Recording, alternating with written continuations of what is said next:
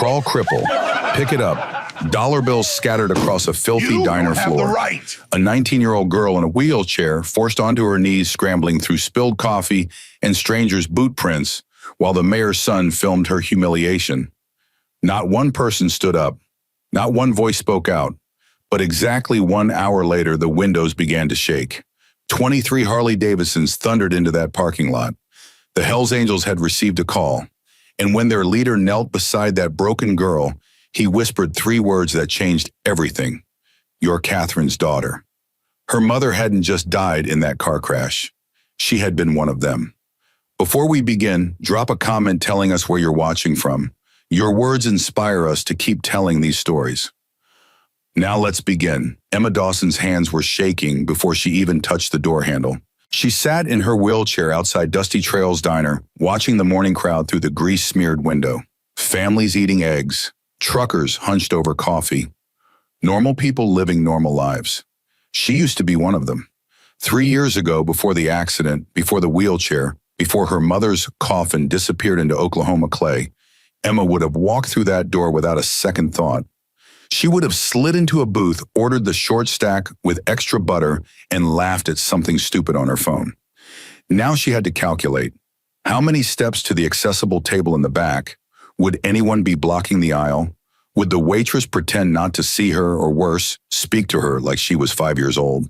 She drew a breath, pushed open the door. The bell above the entrance jingled and several heads turned. Emma kept her eyes forward, her jaw tight.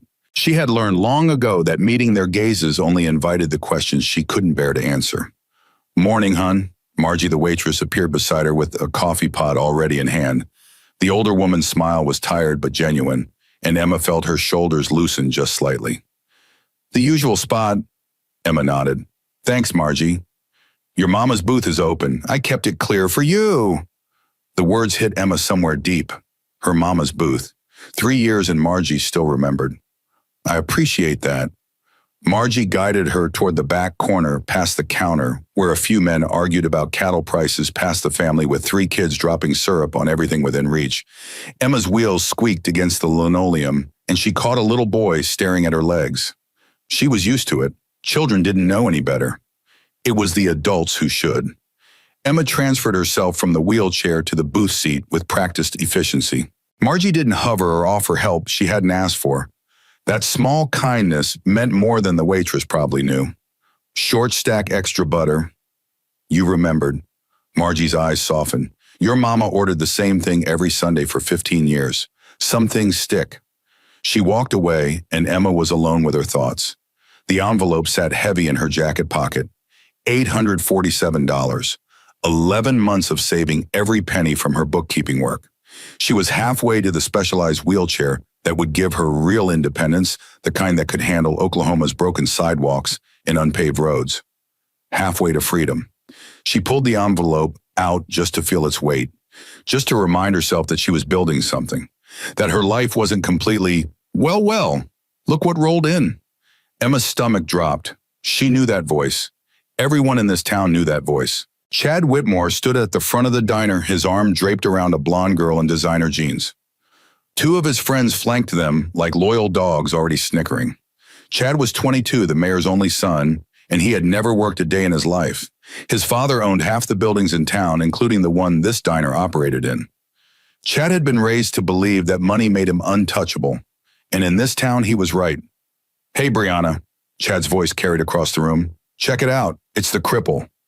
Emma's fingers tightened around the envelope.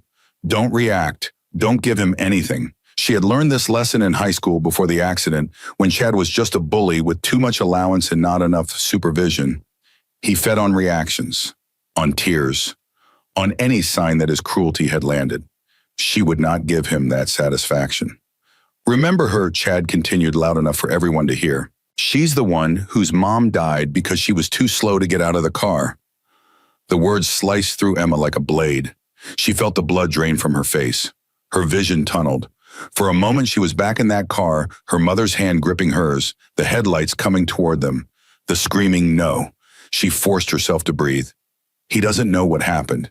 He wasn't there. He's just saying words to hurt you. But the words had found their target. Chad slid into a booth across the aisle, positioning himself for maximum visibility. His girlfriend, Brianna, giggled and leaned against him. His friends pulled out their phones. Emma stared at her menu, the words blurring. Just ignore them. Eat your pancakes. Leave. You know what I heard? Chad's voice dropped to a stage whisper that somehow filled the room. I heard her daddy blames her. Says she's the reason his wife is dead. Emma's hands began to tremble. How did he know that? How could he possibly know that? The answer came immediately. Small towns had no secrets. Her father's drunken rages were probably the subject of half the gossip in the county. Walter Dawson, the man who used to coach Little League, now stumbling out of bars at noon, telling anyone who'd listen that his daughter should have died instead. That's messed up, one of Chad's friends said, not sounding particularly troubled. Right, I mean, imagine living with that. Chad shook his head in mock sympathy. Every day looking at the girl who killed your wife, I'd drink too. Tears burned behind Emma's eyes. She would not cry. She would not cry in front of him. Margie appeared with a plate of pancakes, her face carefully neutral. But Emma saw the way her jaw tightened, the way she positioned herself between Emma and Chad's booth like a shield. Here you go, sweetheart. Extra butter just like your mama liked. Thank you, Emma whispered. Margie lingered. You need anything else, you just holler. The waitress walked away and Emma picked up her fork. Her appetite was gone, but she would eat anyway. She would eat every bite and she would not let Chad Whitmore see her break. She had survived worse than words. She had survived the crash. Hey, Wheels. Emma flinched at the nickname. Chad was standing now, walking toward her table with his phone raised. My followers want to see the famous cripple of Cedar Creek. Emma's heart hammered. Please don't. Please don't. Chad mimicked her voice, high-pitched and mocking. God, you even sound pathetic. Chad, Brianna tugged his arm, her smile faltering. Maybe we should just… Relax, babe. I'm just being friendly. He stopped beside Emma's table, looming over her. Aren't I being friendly, Wheels? Emma couldn't look at him. She stared at her pancakes, her hands clenched in her lap. Just leave. Please just leave. You know what I don't get? Chad leaned closer, his breath hot on her cheek. Why do you even bother coming out? Like, what's the point? You can't walk. You can't dance. You can't do anything normal people do. Why don't you just stay home where nobody has to look at you? The diner had gone quiet. Emma could feel the eyes on her. Dozens of them, watching, waiting, and not a single voice spoke up. I asked you a question. Chad's tone sharpened. Why do you come out? Something in Emma cracked. Because I have every right to be here, she said, her voice barely above a whisper. Just like you. Chad's eyebrows shot up. Oh, she speaks. Did everybody hear that? The cripple has a voice? Laughter from his friends, nervous shifting from the other customers. Emma's face burned. She reached for her coffee, needing something to do with her hands. But Chad was faster. He bumped the table with his hip, and the mug tipped, sending hot liquid splashing across the tablecloth. Oops. His smile was razor sharp. Clumsy me. Emma grabbed napkins, dabbing at the mess. Her hands were shaking so badly she could barely hold them. Oh, let me help. Chad's voice dripped with false concern. You can't do it yourself, right? That's the whole point of being a cripple. He reached for her purse. Don't. Too late. He lifted it off the table, pretending to examine it. What's in here? Let me see. Please, that's mine. He turned it upside down. Everything spilled across the floor. Her wallet, her phone, her keys, and the envelope. The envelope full of cash. Chad's eyes lit up. Well, what do we have here? He bent down and picked up the envelope before Emma could reach it. Bills peeked out from the opening. $847. 11 months of work. Damn, Wheels, you've been holding out on us. He fanned the money in front of his friends. Look at this. She's loaded. Give it back. Emma's voice cracked. Please. That's everything I have. Everything you have. Chad's smile widened. Then you should probably take better care of it. He opened his fingers. The bills scattered across the dirty floor under tables beneath boots into the puddle of spilled coffee. Emma lunged forward instinctively, forgetting for one terrible moment that her legs didn't work. Her body pitched sideways and she caught herself on the edge of the table, pain shooting through her shoulder. Chad roared with laughter. Oh my God, did you see that? She tried to stand up. She actually forgot she's a cripple.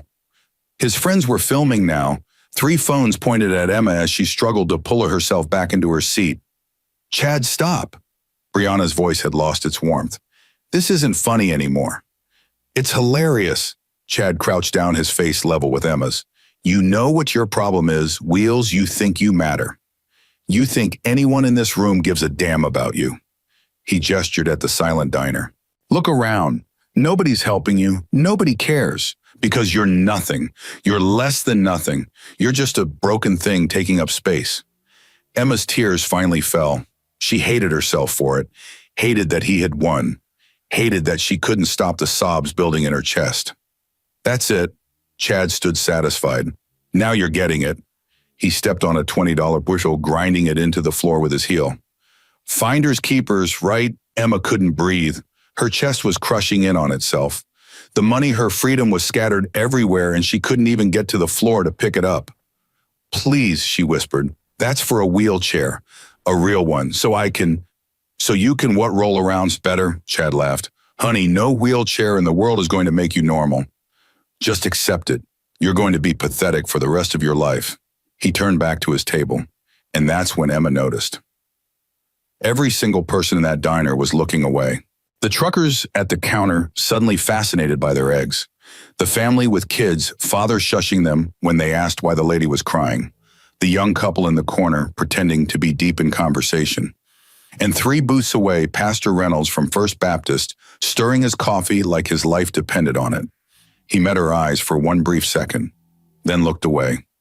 Something inside Emma shattered. Not because of Chad. She had known boys like Chad her whole life. Cruel, small, desperate to feel big by making others feel small. No, what broke her was the silence. The complete, devastating silence of an entire room full of adults who saw a teenage boy torment a disabled girl and did nothing. Excuse me? A woman's voice, sharp and clear. Emma looked up. An older woman she didn't recognize was standing by the counter, her purse clutched into her chest. She was staring at Chad with something that might have been disapproval. Young man, don't you think that's enough? Hope flickered in Emma's chest. Chad turned slowly, his expression amused. I'm sorry, who are you? I'm someone who was raised to respect others. The woman's chin lifted. What you're doing is cruel. What I'm doing is none of your business. Chad's voice hardened. Unless you want me to tell my father that Dusty Trails has customers who harass his son. Pretty sure he owns this building. The woman's face went pale. She sat back down without another word. The hope in Emma's chest died. Chad smirked at her. See, Wheels, nobody can touch me. Nobody wants to, because everybody in this pathetic town knows which side their bread is buttered on. He made a sweeping gesture. My father owns them. All of them. And that means I can do whatever I want. He walked back to his booth, leaving Emma alone on the floor with her scattered money and her shattered dignity. She began to pick up the bills. It was slow, agonizing work. Her wheelchair was positioned wrong, and she had to drag herself along the dirty linoleum, reaching under tables and between chair legs. Her shoulder screamed where she had hit it. Her tears dripped onto the money as she gathered it. Nobody helped her. Not one person got out of their seat. Margie appeared with a handful of napkins crouching beside Emma. Her eyes were red. Honey, I'm so sorry, I can't. She glanced at Chad's table. He'll get my boss to fire me. I have grandkids. I can't lose this job. It's okay, Emma heard herself say. But it wasn't okay. Nothing about this was okay. She was halfway through collecting the bills when her phone buzzed. Still on the floor, she grabbed it from where it had fallen. The screen was cracked now. That would cost more money she didn't have, but she could see the notification. Unknown number, probably spam, or a scam, or one of Chad's friends calling to mock her some more. She almost declined it, but something made her swipe to answer. Hello, little sister. The voice was deep, rough, like gravel scraped over stone. I'm sorry, stay exactly where you are. Don't leave that diner. Family's coming. Emma's voice broke. I don't have any family. A pause, long and heavy. Yes, you do. And we're 10 minutes out. The line went dead. Emma stared at her phone. Family? She had no family. Her mother was dead. Her father was a stranger who looked through her like she was a ghost. She had no aunts, no uncles, no cousins who claimed her. So who? A sound reached her ears, faint at first. So faint she thought she was imagining it. But it grew louder, a rumble, a roar. The kind of sound that made walls vibrate and windows rattle. Motorcycles, a lot of them. Chad heard it too. He looked up from his phone, frowning. What the hell is that? The roar grew louder still, and louder. The glasses on the counter began to shake. The lights flickered. Through the window, Emma saw them. One motorcycle first, then another, then another. They kept coming. 23 Harley-Davidsons pulled into the parking lot of Dusty Trails Diner, their chrome gleaming in the morning sun. The thunder of their engines drowned out every other sound, and on their backs in black leather and patched vests rode the Hells Angels. Every person in that diner froze. Chad's face went white. "Oh, shit," one of his friends whispered. The engines cut off one by one. The silence that followed was somehow more terrifying than the noise. Emma watched through the window as the riders dismounted. They moved with practiced coordination, spreading out, taking positions. She had seen enough movies to recognize what this was. This was controlled power. This was a show of force. The diner door opened, and the man who walked through changed everything. He was in his late 50s, tall and broad, with silver hair pulled back in a long braid. His beard was streaked with gray, and his eyes were the kind of blue that had seen things most people couldn't imagine. His leather vest was covered in patches, Hells Angels colors, military insignia, memorial patches for the dead. He looked like war made human, and he walked directly toward Emma. Her heart stopped. This is wrong. This is a mistake. The man stopped beside her wheelchair. Looked down at the scattered money, the cracked phone, the tears still wet on her cheeks. Then he knelt. This massive, terrifying figure lowered himself to one knee, bringing his gaze level with hers. When he spoke, his voice was quiet, almost gentle. "You're Catherine's girl." Emma's breath caught. Nobody called her mother Catherine. Everyone in this town had called her Kate. "How do you know my mother's name?" The man's jaw tightened. Emotion flickered across that weathered face, grief or regret. Something deeper. Because Catherine Dawson was my little sister. The diner had gone completely silent. Even Chad seemed frozen in his booth. Emma couldn't process what she was hearing. "That's not possible. My mother didn't have any siblings. She told you what your father wanted her to tell you." The man's voice carried no anger, only sadness. "My name is Stone. Katie and I grew up together, rode together. She was my best friend before she was my sister." He paused. "And she left all of this behind to marry your father and give you a normal life." Emma's world was tilting. Her mother, her quiet, gentle mother, who baked cookies and drove a minivan and volunteered at the library. Her mother had been connected to the Hells Angels. "I don't understand," Emma whispered. Stone's eyes found hers, and suddenly she saw it. The same blue she saw in the mirror every morning. The same shade her mother's eyes had been. "I know you don't, and I'll explain everything." His hand came up slowly, carefully, giving her time to pull away. When she didn't, he placed it gently on her shoulder. "But right now, I need you to understand one thing." "What?" "You are not alone," his voice hardened. "You were never alone. I've been watching over you for 6 months, ever since I found out Katie was gone. And if I had known what was happening in that diner..." He stopped, took a breath. "I'm sorry I didn't come sooner." Emma's tears started again. But these were different. These weren't tears of humiliation. These were tears of something she hadn't felt in 3 years. Hope. "The guy who did this to you." Stone didn't turn around. Didn't need to. "The one who dumped your money on the floor. He's sitting behind me, isn't he?" Emma nodded. "And nobody in this diner helped you?" "No." Stone was silent for a long moment. Then he rose to his feet. "Mercy." A woman stepped forward from the line of bikers. She was in her 40s, lean and sharp-featured, with kind eyes that contradicted her intimidating presence. "Help my niece collect her things. Make sure she has everything." Mercy nodded and crouched beside Emma, carefully gathering the scattered bills with hands that moved with practiced efficiency. Stone turned to face the diner. "Which one of you is Chad Whitmore?" The silence stretched. Chad's friends suddenly discovered urgent messages on their phones. Brianna slid away from her boyfriend, putting distance between them. Chad didn't move. I'm talking to you, boy, Stone's voice carried without rising. Stand up. Do you know who my father is? Chad's voice was meant to be bold, but it cracked. Douglas Whitmore, mayor of Cedar Creek, owns the building this diner operates in, along with half the commercial property in the county. Stone's tone remained conversational. Also owes $340,000 to some very unpleasant people in Oklahoma City. Had an affair with a waitress in Tulsa 2 years ago, pays her $600 a month to keep quiet. Cheated on his taxes in 2021 and no when. Shall I continue? Chad's face had gone from white to gray. When my sister died, I made it my business to know everything about the town that let her die. Stone took a step forward, including the family of the boy who's been tormenting her daughter. Deputy Frank Coleman, who had been sitting at the counter pretending to be invisible, cleared his throat.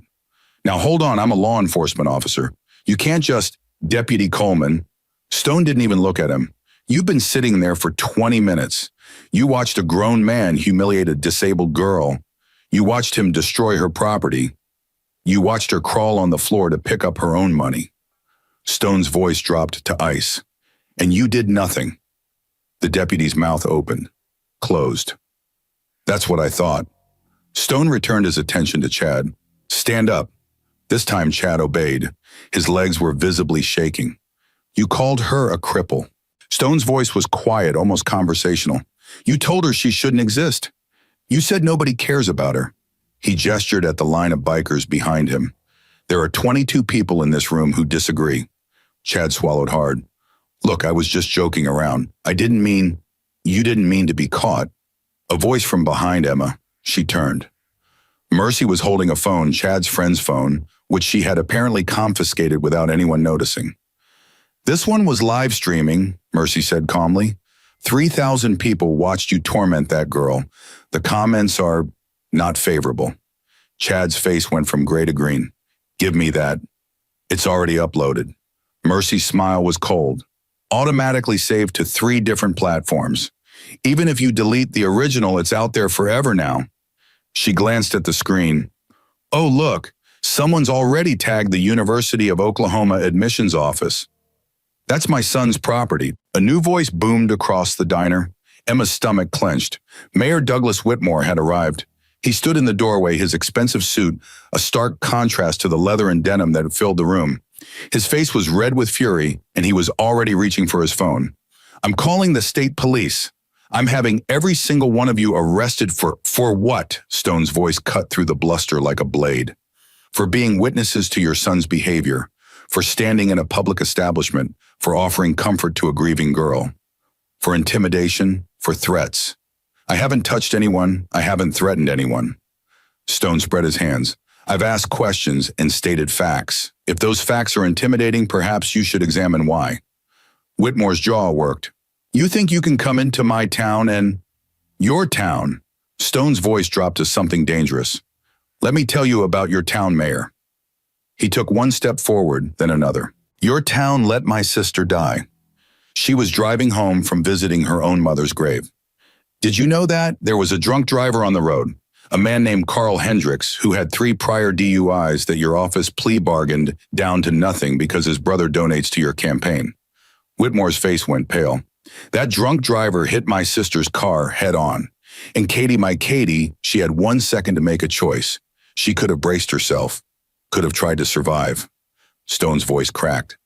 Instead, she threw herself across her daughter, shielded her with her own body, took the impact so Emma would live. Emma's vision blurred. She had known the facts of the accident, but she had never known this. Her mother had chosen to die for her.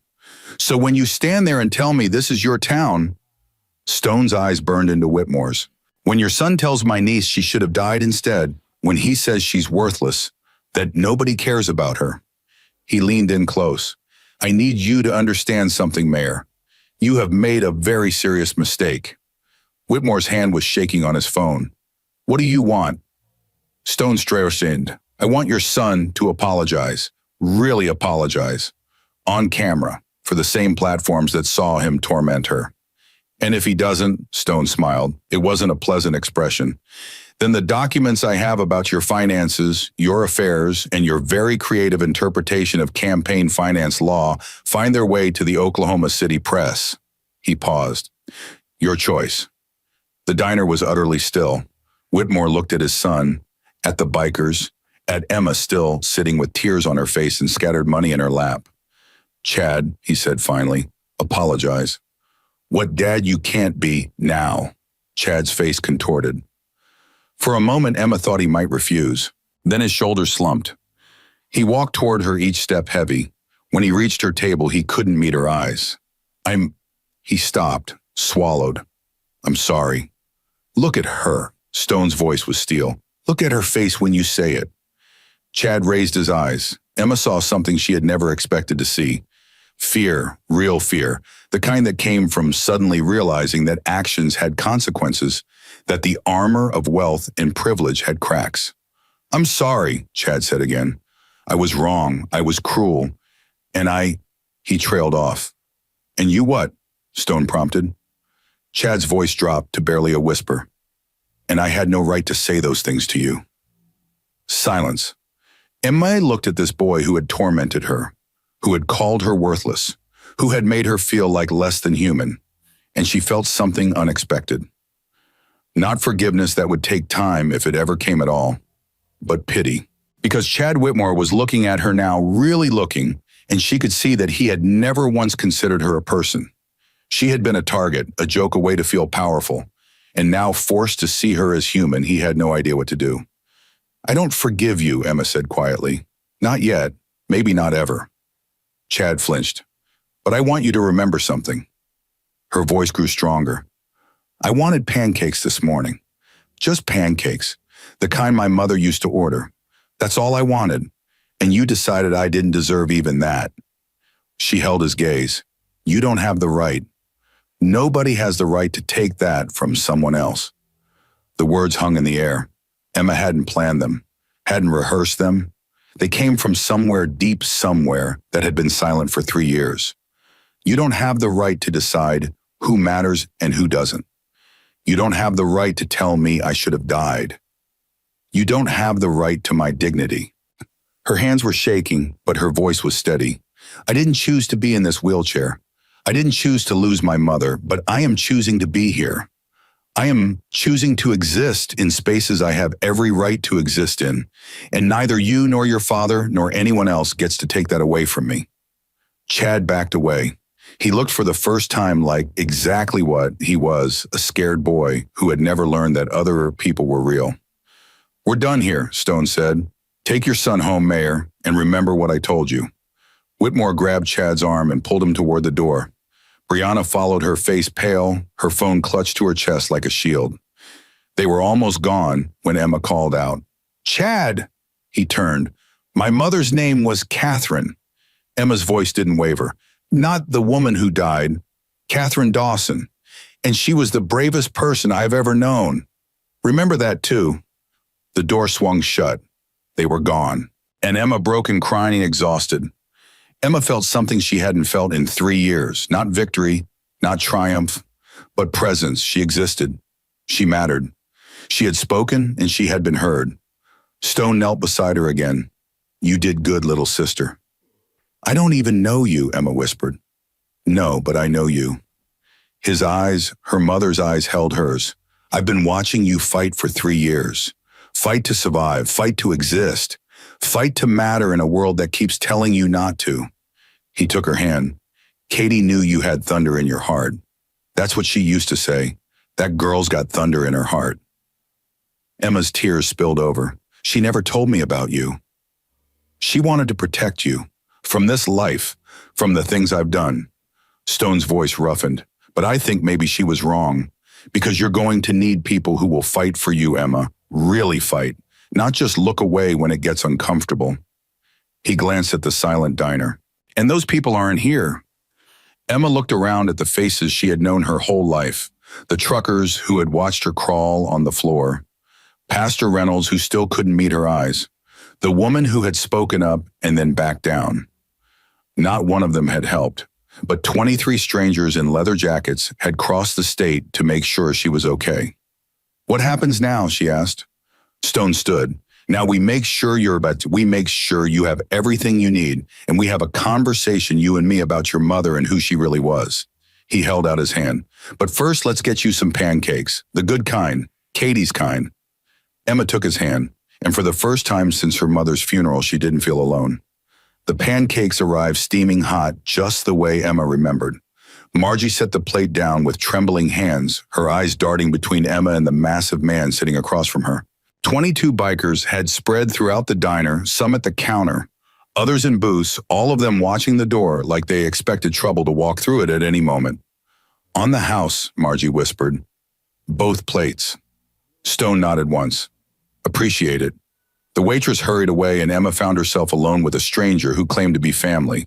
She stared at her pancakes, unable to eat, unable to think. "You have her eyes." Emma looked up.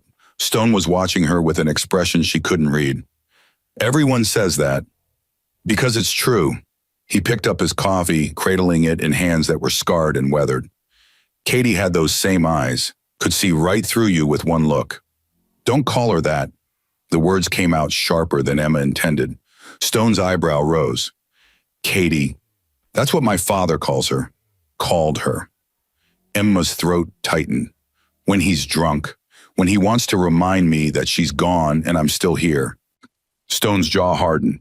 "Your father and I need to have a conversation." "Good luck with that. He barely talks to me, and we live in the same house." "He will talk to me." Something in his tone made Emma believe it. She picked up her fork, pushed a piece of pancake around her plate. The questions were piling up faster than she could process them, and she didn't know where to start. "How come I never knew about you?" Stone set down his coffee. "That's a long story." "I've got time." "You sure you want to hear it? Some of it isn't pretty." Emma met his eyes. "My mother died protecting me. My father blames me for surviving. I just got humiliated in front of an entire diner full of people who did nothing." Her voice steadied. "I think I can handle not pretty." Stone studied her for a long moment. Then something in his face softened and he nodded. "Right. You want the truth. Here it is." He leaned back in his seat. "Your grandmother, my mother, she died when Katie was 15. Overdose. Our old man was already gone by then, took off when Katie was a baby. So it was just me and her." Emma's fork stopped moving. "I was 23, already riding with the angels. It wasn't a good life for a teenage girl, but it was the only life I had to offer." Stone's voice roughened.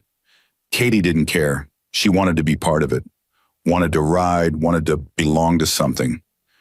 And for a few years she did. My mother rode motorcycles. Rode better than half the guys in the club. A ghost of a smile crossed Stone's face. She was fearless, wild, the kind of person who made you feel like anything was possible.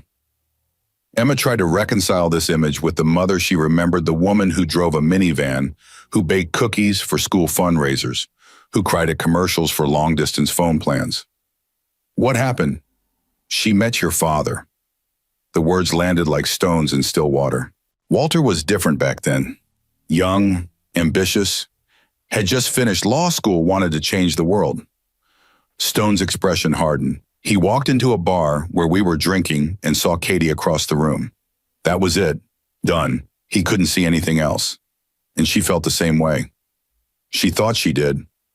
Stone picked up his coffee, again stared into it like it held answers. Walter represented everything she thought she wanted: stability, respectability, a life where nobody looked at her like she was trash. She wasn't trash. I know that. You know that. But Katie, he shook his head. She carried our mother's shame like it was her own. She thought if she could just be normal enough, good enough, clean enough, maybe she could outrun where she came from. Emma's heart ached.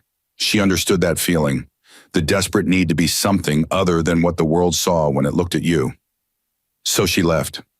She left. Stone's voice was flat. Married Walter. Moved to this town. Cut off everyone from her old life, including me. Just like that. Just like that. He met her eyes. I didn't even know she was pregnant until after you were born. She sent me one letter with a photo. You were maybe 3 months old. She said she was happy. Said she had everything she ever wanted. Said please don't contact her again because it would ruin everything she'd built. Emma's throat closed. And you listened. I listened. Stone's hands tightened around his mug. Because I loved her. Because I wanted her to have the life she dreamed of, even if it meant losing her. His voice cracked. I thought I was doing the right thing. The diner seemed to fade around them. Emma could only see this man, this stranger who was her blood, carrying the weight of 20 years of silence. When did you find out she died? Stone was quiet for a long moment. 6 months ago. Emma's breath caught. 6 months, but she's been gone for 3 years. Nobody told me. The words came out rough, raw. Katie had cut all ties. Her death notice was in the Cedar Creek Gazette, not exactly wide circulation. I only found out because an old friend was passing through Oklahoma and happened to pick up a copy. He pulled something from his vest pocket, a folded piece of newspaper worn soft from handling. I've read this 1,000 times. Emma took it with shaking hands. It was her mother's obituary. Catherine Marie Dawson, beloved wife and mother, taken too soon. When I read this, I thought I was going to die. Stone's voice was barely audible. My baby sister, gone, and I didn't even get to say goodbye. Emma's tears spilled over. I came here the next week, he continued, stood outside your house for 3 hours trying to work up the courage to knock on the door. Watched you wheel yourself to the mailbox. Watched your father stumble out to his truck without even looking at you. Why didn't you come to me then? Because I didn't know if you'd want me. Stone's eyes glistened. Katie left me behind for a reason. She wanted you to have a different life, a better life. Who was I to come crashing in and destroy that? A better life? Emma's voice rose. You call this better? My father can't look at me. I haven't had a real conversation with another person in months. I spend every day just trying to survive until the next one. She was crying openly now, and she didn't care. I needed someone, anyone, and you were out there watching. I know. Stone reached across the table. His hand covered hers, warm and steady. I was wrong. I thought I was protecting Katie's choice, but I was really just scared. Scared you'd reject me. Scared you'd look at me the way your father looks at me, like I'm something dirty, something your mother should be ashamed of. I would never. I know that now. His grip tightened. When Margie called me this morning, told me what was happening, something broke inside me. I thought, that's my niece, that's Katie's daughter, and I'm hiding in the shadows while she suffers alone. He met her eyes. Never again, Emma. I swear to you, never again. The words settled into Emma's chest like a promise. She turned her hand over, gripped his fingers. Tell me more about her. The parts I didn't know. Stone's face transformed. The hardness melted away, replaced by something tender. She used to sing. Did you know that? She sang to me every night until I was 12. Yeah, but I mean really sing. She had this voice. He shook his head. She'd get up on the bar at whatever dive we were drinking at and sing old country songs. Patsy Cline, Loretta Lynn, guys who'd been in bar fights the night before would sit there with tears running down their faces. Emma smiled through her tears. She sang crazy at my 8th birthday party. Dad told her she was embarrassing herself. Stone's expression darkened. Sounds like Walter. He wasn't always like that. Emma didn't know why she was defending him.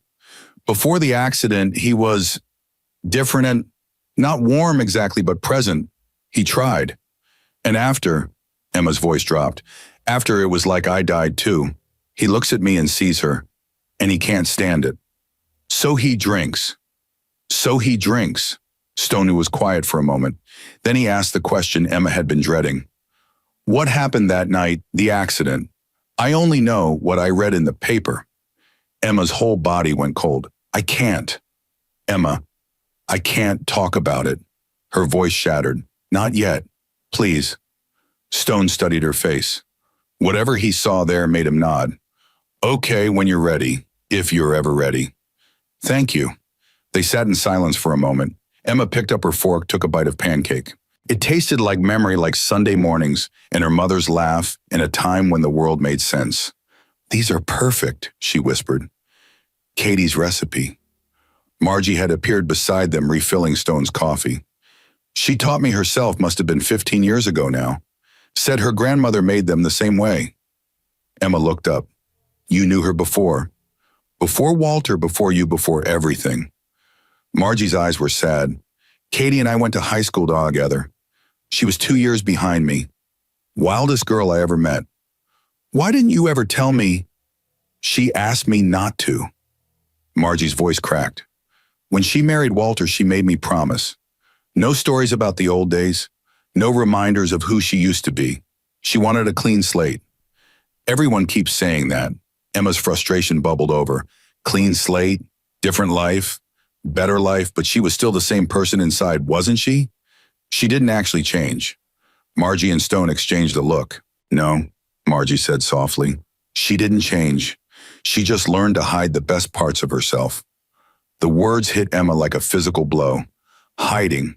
Her mother had spent her whole life hiding, and Emma had never even known. I should have seen it, she whispered. I should have known she was unhappy. She wasn't unhappy. Stone's voice was firm. She had you. That made everything worth it. Then why? The diner door slammed open. Every biker in the room tensed. Hands moved toward belts. The sudden shift from quiet conversation to coiled readiness happened in a heartbeat. Walter Dawson stood in the doorway. Emma's father looked like he hadn't slept in days. His clothes were wrinkled, his hair uncombed, and even from across the room, Emma could smell the whiskey. But his eyes were sharp and furious. Get away from my daughter. Stone didn't move. Walter. Don't you say my name. Walter's voice shook with rage. Don't you dare. I know who you are. I know what you are. Dad. Emma's voice was small. It's okay. He's not. Be quiet, Emma. Walter didn't even look at her. This doesn't concern you. She's my niece. Stone rose slowly from the booth. Everything about her concerns me. She's my daughter, mine, not yours. You don't get to swoop in here and what care about her? Stone's voice dropped to something dangerous. Because you've done such a fantastic job of that. Walter's face went red. You don't know anything about my family. I know Katie died 3 years ago, and you've been drowning in a bottle ever since. I know your daughter has been raising herself while you stumble through what's left of your life. I know she came to this diner for pancakes, the same pancakes her mother used to order, and got humiliated by some rich kid while you were probably passed out somewhere. Each word landed like a hammer blow. Walter flinched. That's exactly what happened. Stone took a step forward. I've been watching Walter for 6 months. I've seen everything. You had no right. I had every right. She's blood, my blood, Katie's blood. Walter's composure cracked. Don't you talk about her. Don't you say her name. Catherine. Stone said it deliberately. Catherine Marie, my sister. The woman who loved you enough to leave everything behind. The woman who died saving your daughter while you weren't even there. Stop. The woman you've been punishing Emma for because you can't face your own guilt. I said stop, Walter lunged. He was drunk and uncoordinated, but the fury behind the movement was real. Stone sidestepped easily, caught Walter's arm, and spun him into the nearest booth. The impact knocked the breath out of him. I'm not going to fight you. Stone's voice was controlled. Not in front of Emma, not anywhere. But you need to hear something and you're going to listen. Walter struggled, but Stone's grip was iron. Katie loved you. God knows why, but she did. She gave up everything for you, her family, her friends, her whole identity. She spent 18 years trying to be the woman you wanted her to be. She was perfect. Walter's voice broke. She was everything. No, she was human. She was complicated and wild and scared and brave, and you never let her be any of those things. Stone's eyes burned. You wanted a trophy wife, a respectable mother for your children, and Katie loved you enough to play that role until it killed her. Emma sat frozen in her wheelchair, unable to move, unable to breathe. She had never heard anyone talk to her father like this. The night she died, Stone continued, she was coming back from visiting our mother's grave. Did you know that she drove 2 hours to put flowers on a grave you never let her visit while you were watching, because you were ashamed of where she came from? Walter stopped struggling. She visited alone, always alone, never told anyone, and on the way back a drunk driver crossed the center line. Tears streamed down Walter's face. She had 1 second to make a choice. 1 second, and she chose Emma. Stone's voice cracked. She threw herself over her daughter and took the impact that was meant for both of them. I know. Walter's whisper was barely audible. I know how she died. Then why? Stone's grip tightened. Why do you look at Emma like she's the enemy? Why do you blame her for surviving? Because it should have been me. The words tore out of Walter like a confession. I should have been in that car. I was supposed to drive her to the cemetery, but I had a meeting, a goddamn meeting that I don't even remember now, so she went alone, and she did it alone. And our daughter, he broke down completely. Our daughter had to watch her mother die on top of her, had to feel her body go limp, had to wait for rescue while her mother's blood. Dad, stop! Emma's voice shattered the moment. Please stop. Both men turned to look at her. She was shaking. Tears poured down her face. The memories she'd spent 3 years suppressing were clawing their way to the surface. I was awake. Her voice was barely a whisper. When she covered me, when the other car hit, I was awake for all of it. Stone released Walter. Both men stood frozen. She looked at me. Emma's eyes were distant, seeing something neither of them could see. Right before the impact, she looked at me and smiled, and she said, I love you, baby girl. Close your eyes. The diner was utterly silent. I didn't close them. I wanted to see her. I wanted to remember her face. Emma's voice broke. And then the glass was everywhere, and she was on top of me, and I couldn't move. And I kept saying, Mom, wake up. Mom, please wake up. She buried her face in her hands. I said it for 45 minutes, until the firefighters came. Until they pulled her off me, and I saw. She couldn't finish. Stone moved first. He crossed the space between them and pulled Emma into his arms, wheelchair and all. She sobbed against his chest, 3 years of grief pouring out of her. I'm sorry, she choked out. I'm sorry I couldn't save her. I'm sorry I survived. I'm sorry. No, Stone's voice was fierce. You don't apologize for being alive, ever. Do you hear me? Katie made a choice. The choice she wanted to make. The choice any mother would make. He pulled back, gripped her shoulders. You are not responsible for her death. You are the reason it meant something. Emma stared at him, tears streaming. She saved you because you were worth saving. Because she knew you had something to offer this world. Because she believed in you. His voice shook. Don't you dare apologize for that. Don't you dare let anyone make you feel guilty for the gift your mother gave you. Across the room, Walter stood motionless. The anger had drained out of him. In its place was something Emma had never seen on her father's face. Shame. Real devastating shame. I didn't know, he whispered. About the 45 minutes. About what you saw. You never told me. You never asked. Emma's voice was hollow. You never asked me anything. You just disappeared. Into the bottle. Into yourself. You left me alone with all of it. Walter's legs gave out. He slumped against the nearest booth, his face gray. I thought if I didn't talk about it, I could pretend it wasn't real. I thought if I didn't look at you, I wouldn't see her. I wouldn't remember. And instead you made me feel like I killed her. The words hung between them. Emma. Walter's voice cracked. I never meant. You said it. Her voice hardened. 100 times. When you were drunk. She died for you. She should have let you die. At least then I'd still have her.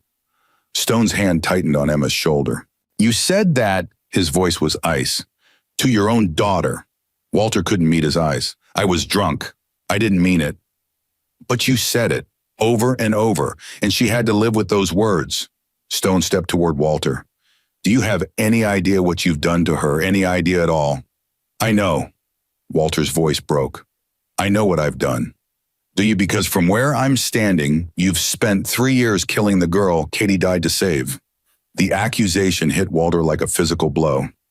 He looked at Emma, really looked at her, maybe for the first time since the accident, saw the dark circles under her eyes, the thinness of her frame, the way she held herself like she was bracing for the next impact. Oh God, he whispered. Emma, what have I done to you? Emma didn't answer. She couldn't. Mercy appeared beside Stone, her voice quiet. We've got company. Through the window, 3 police cruisers pulled into the lot. Stone straightened. Whitmore. Who else? He's probably calling in every favor he's got. The diner door opened. Sheriff Buck Rawlings walked in, his hand resting on his holster. 2 deputies flanked him. Stone, the sheriff's voice was tight. I need you and your boys to step outside. On what charge? Disturbing the peace, intimidation. I'll think of something else by the time we get to the station. We haven't done anything illegal. We bought breakfast. We had a conversation. Last I checked, that wasn't a crime. Don't make this harder than it needs to be. Stone didn't move. Sheriff, you know who sent you here. You know why. And you know this is wrong. Rawlings' jaw tightened. I'm doing my job. Your job is to protect people like her. Stone pointed at Emma. Not cover for rich kids who torment disabled girls. That's not... Chad Whitmore dumped her purse on the floor, stepped on her money, made her crawl to pick it up while your deputies sat right there and watched. Stone's voice rose. And now you want to arrest us for showing up. The sheriff hesitated. Everybody's got a boss, Stone. You know how it works. Yeah, I know how it works. Stone's voice was cold. I also know that every person in this diner saw what happened, and I know at least 3 of them were recording on their phones. He let that sink in. So you can arrest me, you can make up whatever charges you want, but by the time we get to the station, this story will be everywhere, and Mayor Whitmore's name will be attached to every single share. The sheriff's face went pale. Your call, Buck. You want to bet your career on Douglas Whitmore's gratitude. The moment stretched. Then Sheriff Rawlings lowered his hand from his holster. Everybody just stay calm. I'm going to make some calls. He stepped outside. Through the window, Emma could see him arguing into his phone, his face getting redder by the second. That bought us some time. Mercy's voice was grim. But not much, Stone nodded. Get the bikes ready. We're leaving in 10. What about her? Mercy's eyes flicked to Emma. She comes with us. Emma's head snapped up. What? You're not safe here. Stone crouched beside her wheelchair. Whitmore's going to retaliate. He can't touch us, so he'll come after you. Through your father's business, through your job, through anything he can find. I can't just leave. You can't just stay. His voice was urgent. Not today. Not until things cool down. Emma looked at her father. Walter stood apart from everyone, his shoulders slumped. He looked old, broken. But when he met Emma's eyes, something passed between them. Go with them, he said quietly. Dad, I can't protect you. The admission seemed to cost him everything. I couldn't protect Katie. I can't protect you. But maybe, he looked at Stone. Maybe he can. Stone straightened. I'll keep her safe. You have my word. Your word. Walter laughed bitterly. What's that worth? It's worth everything. Stone's voice was steel. Because I don't break it. Ever. The 2 men stared at each other. 20 years of history hung between them. The woman they'd both loved, the choices that had torn her apart, the damage that couldn't be undone. If anything happens to her, Walter started. It won't. If anything happens to her, Walter repeated, I will find a way to kill you, even if it takes the rest of my life. Stone nodded slowly. Fair enough. Emma watched this exchange with something approaching wonder. For the first time in 3 years, her father was fighting for her. In his broken, inadequate way, he was trying. It wasn't enough, but it was something. I'll come back, Emma said. This isn't goodbye. Walter's eyes filled with tears. I know I don't deserve... You don't. Her voice was honest, not cruel. But you're my father, and somewhere underneath all that pain, you're still the man she loved. She wheeled herself toward the door. Figure out who you want to be, Dad. Sober, present, real, and maybe we can start over. She didn't wait for his response. The morning sun hit her face as she rolled through the door. 22 bikers stood in formation around the parking lot, their engines idling, their eyes watching for threats. Mercy appeared beside her with a leather jacket. This was Katie's. Stone kept it all these years. Emma ran her fingers over the worn leather. Her mother's jacket, evidence of a life she never knew existed. Thank you. Don't thank me yet. Mercy's smile was sharp. This is going to get a lot harder before it gets easier. I know. Do you... Mercy studied her face. Whitmore's not going to let this go. He's going to come after all of us.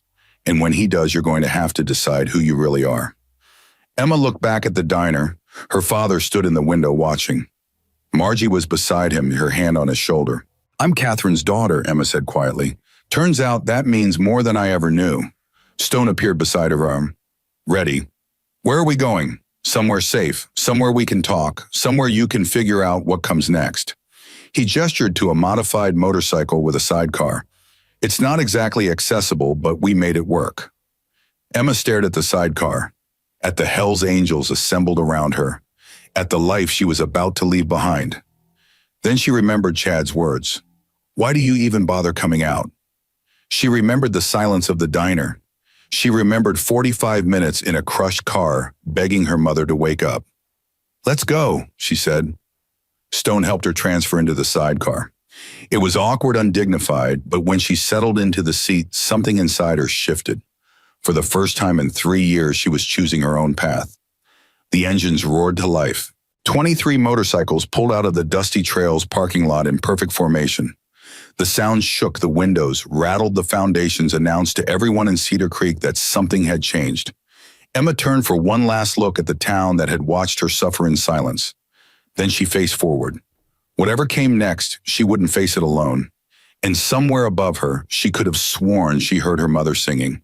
The road stretched out before them like a ribbon of gray cutting through Oklahoma's flatlands. Emma gripped the edge of the sidecar, the wind whipping her hair, the thunder of 23 engines drowning out every thought she'd carried for the past 3 years. She felt free. For the first time since the accident, she felt like she could breathe. Stone rode beside her, his silver braid streaming behind him like a battle flag. Every few minutes he glanced over to check on her. Each time she nodded. Each time he smiled. They rode for nearly an hour before the formation began to slow. Mercy pulled up alongside the sidecar. Clubhouse is just ahead.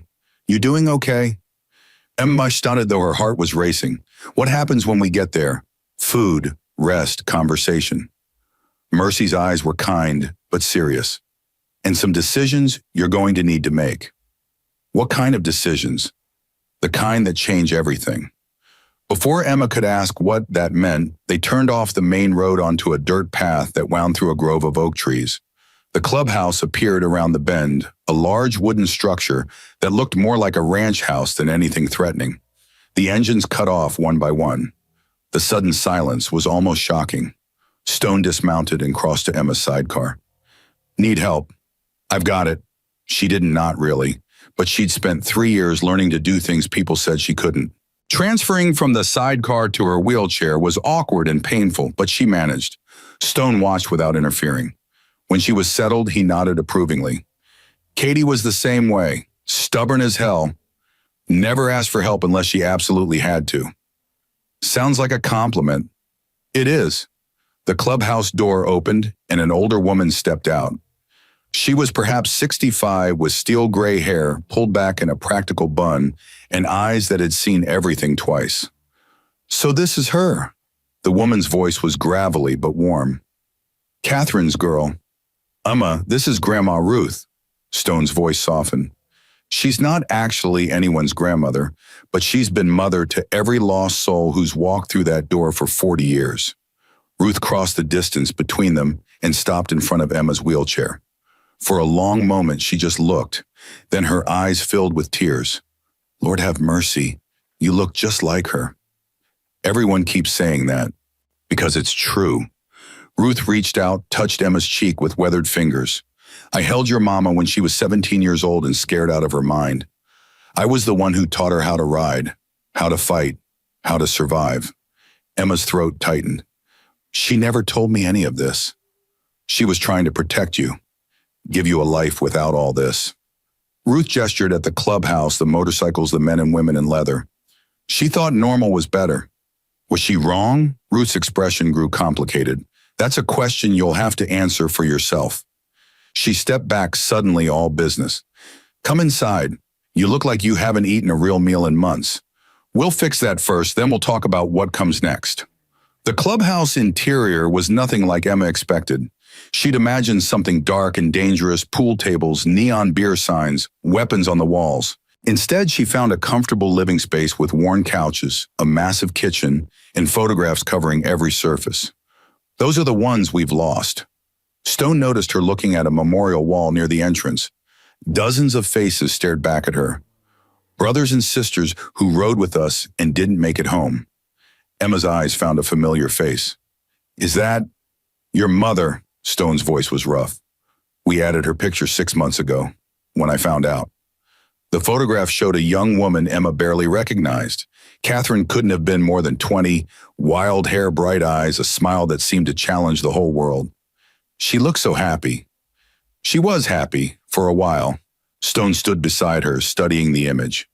Before she convinced herself that happiness wasn't enough, that she needed something more respectable.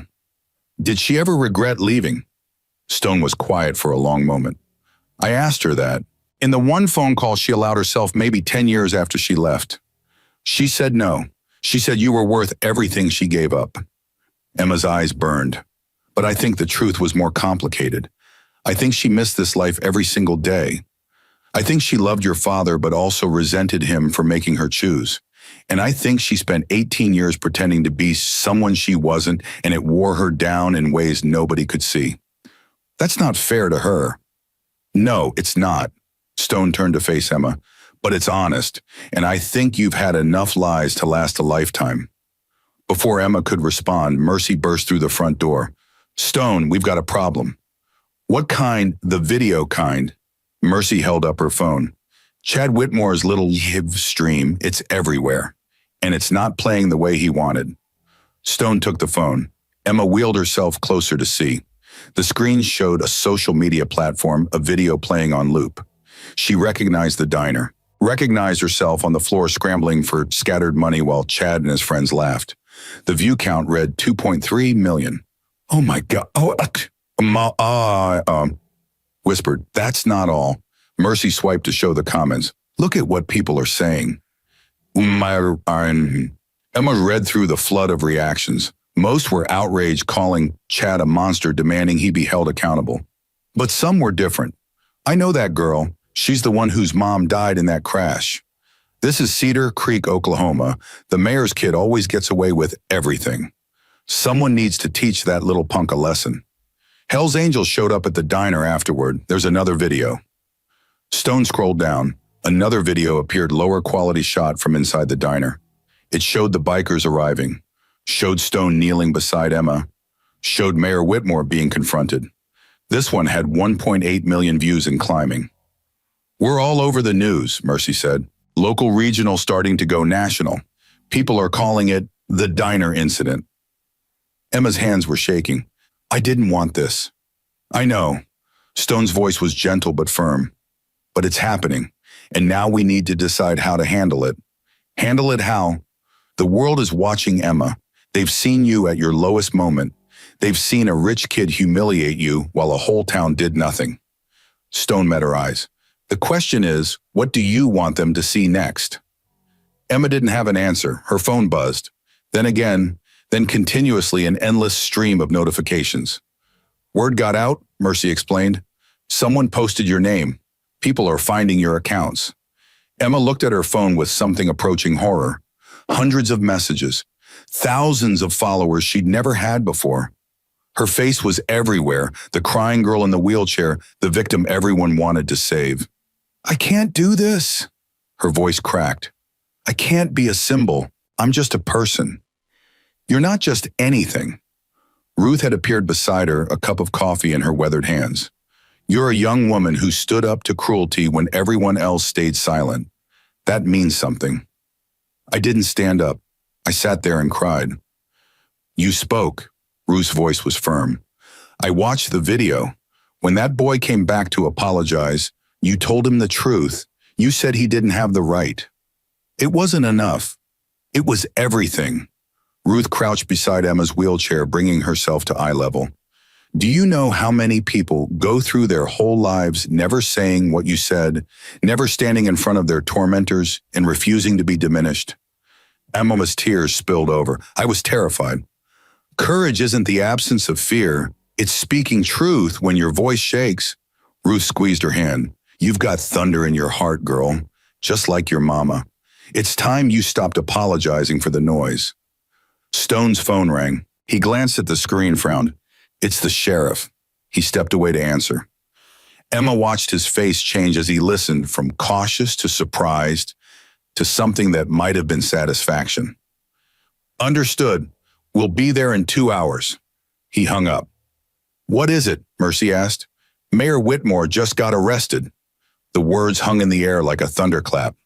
Arrested? Emma couldn't process it. For what? The Oklahoma City crew I mentioned in The People He Owes Money To, turns out they're connected to some very serious federal investigations.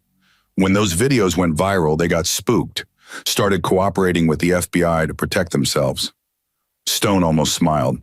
Whitmore's being charged with money laundering fraud and about a dozen campaign finance violations.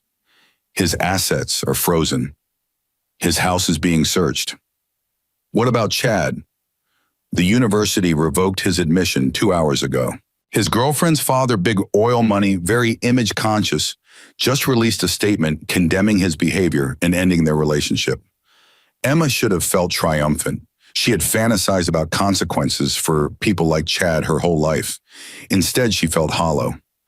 This doesn't fix anything, she said quietly. Stone's expression softened. No, it doesn't, but it's a start. What happens now? Now you have a choice. Stone sat down across from her. The sheriff called because reporters are gathering in Cedar Creek. They want to talk to you, tell your story, make you the face of this whole thing. I don't want to be a face. I know, and you don't have to be. We can leave right now, ride to another state, disappear until this blows over. Stone leaned forward. But I need you to think about something first. What? The people in that diner, the ones who watched and did nothing, they're not evil, they're scared. They've been living under Whitmore's thumb for years, afraid to speak up, afraid to lose what little they have. He paused. You going back telling your story, it's not about revenge. It's about showing them that it's possible to stand up, that the fear doesn't have to win. Emma looked at her hands, the same hands that had gripped her mother's as she died. The same hands that had clawed across a dirty floor to collect scattered money while strangers laughed. What would she do? Emma's voice was barely a whisper. My mother. What would Catherine do? Stone's eyes glistened. She would ride back into that town like a queen returning to her kingdom.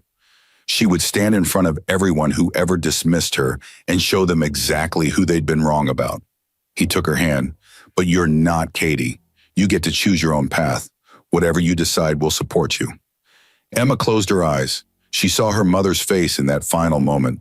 The smile, the words, I love you, baby girl. Close your eyes. But Emma hadn't closed her eyes. She had watched. She had remembered. And maybe that was the point. I'll go back. Stone's grip tightened. You're sure? No, Emma opened her eyes.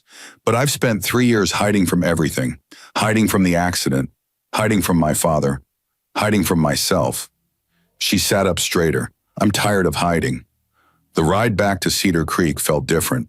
Emma sat in the sidecar watching the same flat Oklahoma landscape scroll past, but everything had changed. She wasn't running anymore. She was returning. They hit the town limits just as the sun began to set. News vans lined Main Street. Reporters clutched microphones, cameramen jockeyed for position. A crowd had gathered outside the Dusty Trails diner, larger than Emma had ever seen in this sleepy town. And standing at the front of that crowd waiting was her father. Walter looked different. His clothes were clean. His hair was combed. And when the motorcycles pulled up, when Emma emerged from the sidecar, his eyes were clear. Sober. For the first time in 3 years, her father was sober. Emma, his voice cracked on her name. I wasn't sure you'd come back. Neither was I. They stared at each other across 3 years of silence, 3 years of blame, 3 years of a grief so heavy it had crushed them both. Walter took a step forward, then another. I went to a meeting. The words came out rough, unpracticed. While you were gone, AA, first one in my life. Emma's breath caught. Dad, I'm not fixed. I know that. One meeting doesn't undo 3 years of... He stopped, swallowed hard. Of failing you, of blaming you, of being too much of a coward to face what happened. The crowd had gone quiet. Even the reporters had stopped talking, sensing something more important than any story. But I want to try, Walter's voice broke. If you'll let me, I want to try to be the father Katie would have wanted you to have. Emma felt something crack open inside her chest. I wanted pancakes. Walter blinked, confused. What? This morning I came to the diner because I wanted pancakes, Mom's pancakes, the only connection I had left to her. Emma's voice steadied, and I got humiliated, degraded, treated like I was less than human. Walter flinched, but that's not what broke me. You know what broke me? He shook his head. The silence, everyone watching and doing nothing, everyone deciding that my dignity wasn't worth their discomfort. She wheeled herself closer to him. That's what you've been doing for 3 years, Dad. Watching me suffer in silence because dealing with it was too hard. I know. Tears streamed down Walter's face. I know, and I'm so sorry. I don't need sorry. Emma's voice rose. I need you present. I need you here. I need you to stop drowning in a bottle and actually be my father. I want to be. I swear to God I want to be. Then prove it. Emma held his gaze. Not with words, not with promises, with action. Every single day, starting now. Walter nodded, unable to speak. Stone stepped forward, positioning himself beside Emma. She's not alone anymore, Walter. Whatever happens next, she's got family standing with her. Walter looked at the man he'd blamed for taking his wife away. The man who represented everything he'd tried to make Catherine forget. I know. Walter's voice was quiet. And I'm grateful, even if I don't know how to say it. The two men stood in silence for a moment. Not reconciled, that would take time if it ever came, but no longer enemies. A reporter broke through the moment. Emma Dawson, can you tell us what happened in the diner? More voices joined in a cacophony of questions. Cameras flashed, microphones thrust forward. Emma felt the old panic rising, the urge to disappear, to shrink, to make herself as small as possible. Then she felt Mercy's hand on her shoulder. Ruth's presence behind her. Stone's solid form at her side. You don't have to do this, Stone murmured. Say the word and we're gone. Emma looked at the crowd, the reporters, the townspeople who had gathered to watch, and she saw something she hadn't expected, shame, on their faces, in their eyes, the dawning recognition of what they had allowed to happen by staying silent. No, Emma said, I need to do this. She wheeled herself forward, positioning herself in front of the cameras. The crowd fell silent. My name is Emma Dawson. Her voice was quiet but steady. 3 years ago, my mother died in a car accident. She threw herself over me and took the impact that was meant for both of us. She saved my life and lost her own. She paused, gathering herself. Since that day, I've been told in words and in silence that I shouldn't have survived, that I'm a burden, that my existence makes other people uncomfortable. This morning in that diner behind me, I was humiliated by a boy who thought his money made him untouchable. And while I crawled on the floor picking up my own money, not one person stood up to help me. Her eyes found faces in the crowd. Pastor Reynolds, Deputy Coleman, the woman who had spoken up and then backed down. I don't blame you. The words came out softer than she expected. I understand fear. I've lived in fear for 3 years. Fear of being seen. Fear of taking up space. Fear of existing in a world that keeps telling me I don't belong. She straightened in her chair. But here's what I've learned today. You don't have the right. None of you. Nobody has the right to decide who deserves dignity and who doesn't. Nobody has the right to stay silent when cruelty happens in front of them. And nobody has the right to make another person feel worthless for surviving. The crowd was utterly still. I'm not a symbol. I'm not a cause. I'm just a girl who wanted pancakes. Emma's voice cracked but held.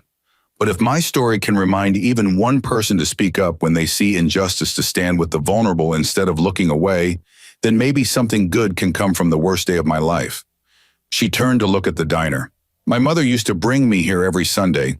She'd order the short stack with extra butter and tell me stories about when she was young.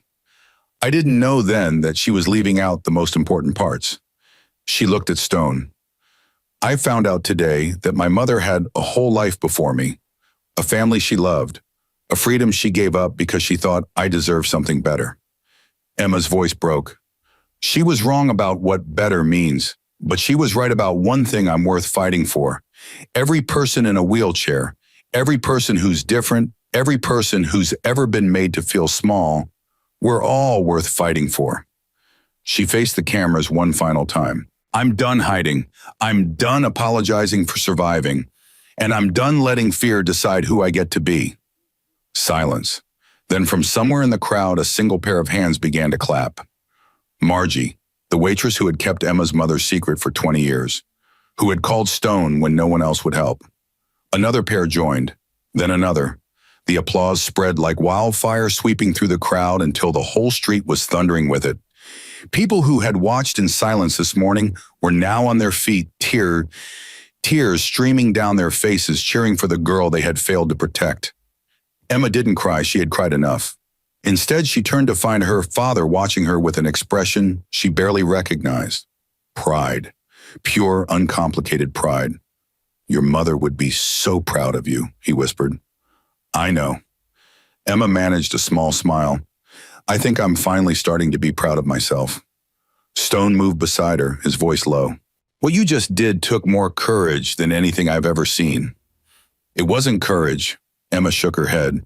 It was exhaustion. I'm just too tired to be afraid anymore. That's what courage is. Stone's eyes held hers, being too tired to let fear win.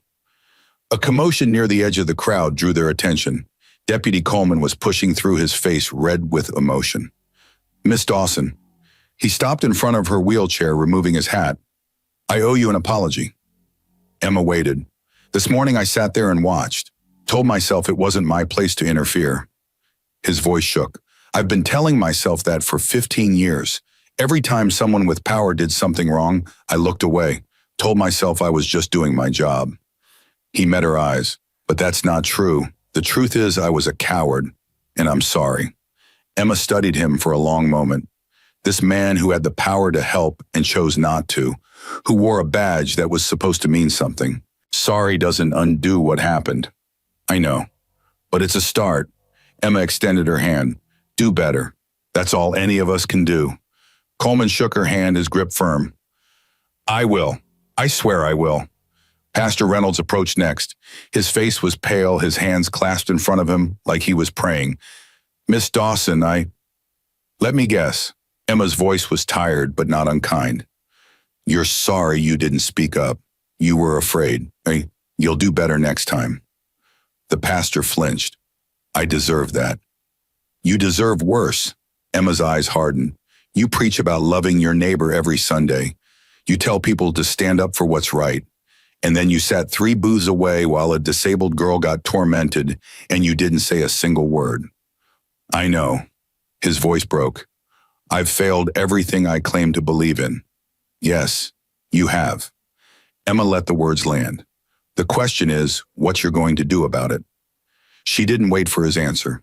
She had given enough grace for one day. The crowd began to disperse slowly, people drifting away in small groups, their conversations hushed and reflective. Emma could feel the shift in the air. Something had changed in Cedar Creek today, something that couldn't be unchanged. Her phone buzzed again. She glanced at it and froze. A text from an unknown number. You think this is over? This is just beginning. You've made powerful enemies today, little girl, and we don't forget.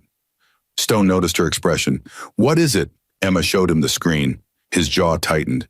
Whitmore's people. What does this mean? It means they're scared. Scared people do stupid things. Stone took her phone, forwarding the message to someone. I'm sending this to some friends who handle these situations. Handle them how? Stone's smile didn't reach his eyes. You don't need to worry about that. Stone, trust me. His voice softened. I spent 20 years watching from a distance while my sister built a life without me. I won't make that mistake again. Nobody threatens my family. Emma should have been frightened. Instead, she felt something else entirely. Safe. For the first time in 3 years, she felt truly safe. Ruth appeared beside them, her expression serious. We should get her somewhere secure for the night, just until we know what we're dealing with. Agreed. Stone turned to Emma. You can stay at the clubhouse. Or if you prefer, we can set up protection at your house. Emma looked at her father standing alone at the edge of the dispersing crowd. He looked lost, small, like a man who had just realized how much of his life he had wasted. I want to go home. Stone nodded. We'll have people watching the house. You won't even know they're there. Thank you, Emma hesitated. For everything. I don't know how to repay. Your family, Stone's voice was gruff. Family doesn't keep score. He leaned down and kissed her forehead, a gesture so unexpectedly tender that Emma's eyes filled with tears. Your mama would be proud of you today. So proud she'd be fit to burst. Emma couldn't speak. She just nodded. Stone straightened all business again. Mercy, you're on first watch. Ruth, coordinate with the others. I've got some calls to make. The bikers began to move with practiced efficiency, a well-oiled machine responding to commands. Within minutes, a security perimeter had been established around Emma's house without any visible presence. Walter approached hesitantly. Would it be okay if I drove you home? Emma looked at her father, at the man who had failed her in every way that mattered, at the man who was trying finally to do better. Okay. Walter's face lit up with a hope so raw it almost hurt to witness. Thank you. Thank you, Emma. Don't thank me yet. She wheeled herself toward his truck. This doesn't mean I've forgiven you. It means I'm giving you a chance to earn forgiveness. That's more than I deserve. Yes, it is. Walter helped her transfer into the truck, folding her wheelchair and placing it in the back with careful attention. It was a small thing, but Emma noticed. He was trying. They drove in silence for several minutes. The streets of Cedar Creek passed by outside the window, familiar landmarks taking on new meaning after everything that had happened. Finally, Walter spoke. The meeting I went to, the AA meeting. His hands tightened on the steering wheel. They made me say it out loud. What I've been running from. Emma waited. I said, my name is Walter and I'm an alcoholic, and I've spent 3 years destroying my relationship with my daughter because I couldn't face my own grief. His voice cracked. It was the hardest thing I've ever done, but when I said it out loud, something shifted. Like I'd been carrying this weight for so long, I forgot what it felt like to stand up straight. Emma watched his profile in the fading light. One meeting doesn't fix things, Dad. I know. You're going to want to drink again. You're going to have bad days. Days when you look at me and still see her and it's going to hurt so much you'll want to crawl back into that bottle. I know. His voice was barely a whisper. And when that happens, you need to choose. Every single time. Choose to stay present. Choose to deal with the pain instead of drowning it. Emma's voice hardened. Because I can't do this again. I can't watch you disappear into yourself while I'm standing right here needing you. Walter pulled the truck to a stop in front of their house. He sat for a moment, engine idling, staring at the home where his wife had lived and laughed and dreamed of a different life. I found something. His voice was strange. While you were gone, I was cleaning out the attic trying to, do something useful, and I found a box. Emma's heart stuttered. What kind of box? Katie's. Walter turned to face her, his eyes wet. Things she kept hidden. Letters, photos, a journal. Emma couldn't breathe. She wrote about you. Every entry, every page. About how much she loved you. How proud she was of you. How she wished she could tell you the truth about who she was, but she was afraid you'd be ashamed of her. Tears streamed down Emma's face. She wasn't ashamed of her past. She was afraid you would be. She spent 18 years hiding the best parts of herself because she thought you deserved a normal mother. Walter's voice broke completely. And now she's gone, and you'll never know how much I know. Emma reached across the seat and took her father's hand. I know now. Stone told me, Margie told me, Ruth told me. I know who she really was. Walter looked at their joined hands like he'd never seen anything so miraculous. I wish I'd let her be herself. The words came out in a rush. I wish I hadn't been so obsessed with appearances, with respectability. I wish I'd loved her for who she was instead of who I wanted her to be. She knew. Emma squeezed his fingers. She chose you anyway. That means something. They sat in silence as the sun finished setting. The first stars began to appear in the Oklahoma sky. We should go inside, Emma finally had said. It's been a long day. Yeah, Walter wiped his eyes. Yeah, it has. He came around to help her with the wheelchair, and together they made their way up the ramp he'd installed 3 years ago and never once acknowledged. At the front door, Emma paused. Dad, yeah. I don't forgive you yet, but I think maybe someday I could. Walter's breath caught. That's enough. That's more than enough. He opened the door and Emma wheeled herself inside. Home. For the first time in 3 years, it actually felt like one. Emma couldn't sleep. She lay in her bed staring at the ceiling, the events of the day replaying in her mind like a film she couldn't pause. The diner, the humiliation, Stone's arrival, her mother's secret life, the speech she'd given in front of cameras she never wanted to face, and the text message. You've made powerful enemies today, little girl. Every creak of the old house made her heart jump. Every shadow seemed threatening. Even knowing that Mercy and the others were watching outside, she couldn't shake the feeling that something was coming. At 2 a.m., she gave up on sleep entirely. She transferred herself to her wheelchair and rolled quietly down the hallway. A light was on in the kitchen. Her father sat at the table, a cup of coffee in his hands, staring at nothing. Can't sleep either. Emma's voice was soft. Walter startled, then relaxed when he saw her. Not even close. She wheeled herself to the table. For a moment, neither of them spoke. 3 years of silence had built walls between them, and tearing them down would take more than one conversation. I keep thinking about that box, Emma finally said. The one you found in the attic. Walter nodded slowly. It's in my room. I wasn't sure if you'd want to see it tonight. I want to see it. He rose without argument and disappeared down the hall. When he returned, he carried a worn cardboard box, the corners soft with age. He set it on the table between them like an offering. Emma's hands trembled as she lifted the lid. The first thing she saw was a photograph. Her mother, young and wild, sitting on the back of a motorcycle with her arms wrapped around a younger Stone. Both of them were laughing, their faces bright with joy. I never saw her smile like that. Emma's voice caught. Not once in my whole life. Walter flinched but didn't look away. I know. She set the photo aside and pulled out a leather journal. Its pages yellowed with time. Her mother's handwriting filled every line tight, careful script that Emma recognized from birthday cards and permission slips. She opened to a random page and began to read. Emma took her first steps today. Walter was at work, so it was just the two of us. She grabbed onto my fingers and just walked, like it was the most natural thing in the world. I cried for an hour afterward, not because I was happy, though I was, but because I couldn't call anyone to share it. Stone would have been so proud. He always said I'd be a good mother. I wish I could tell him he was right. Emma's tears fell onto the page. She wanted to tell you about us. Stone's voice came from the kitchen doorway. Emma hadn't heard him come in. Every day she wanted to pick up the phone and call, but she was afraid.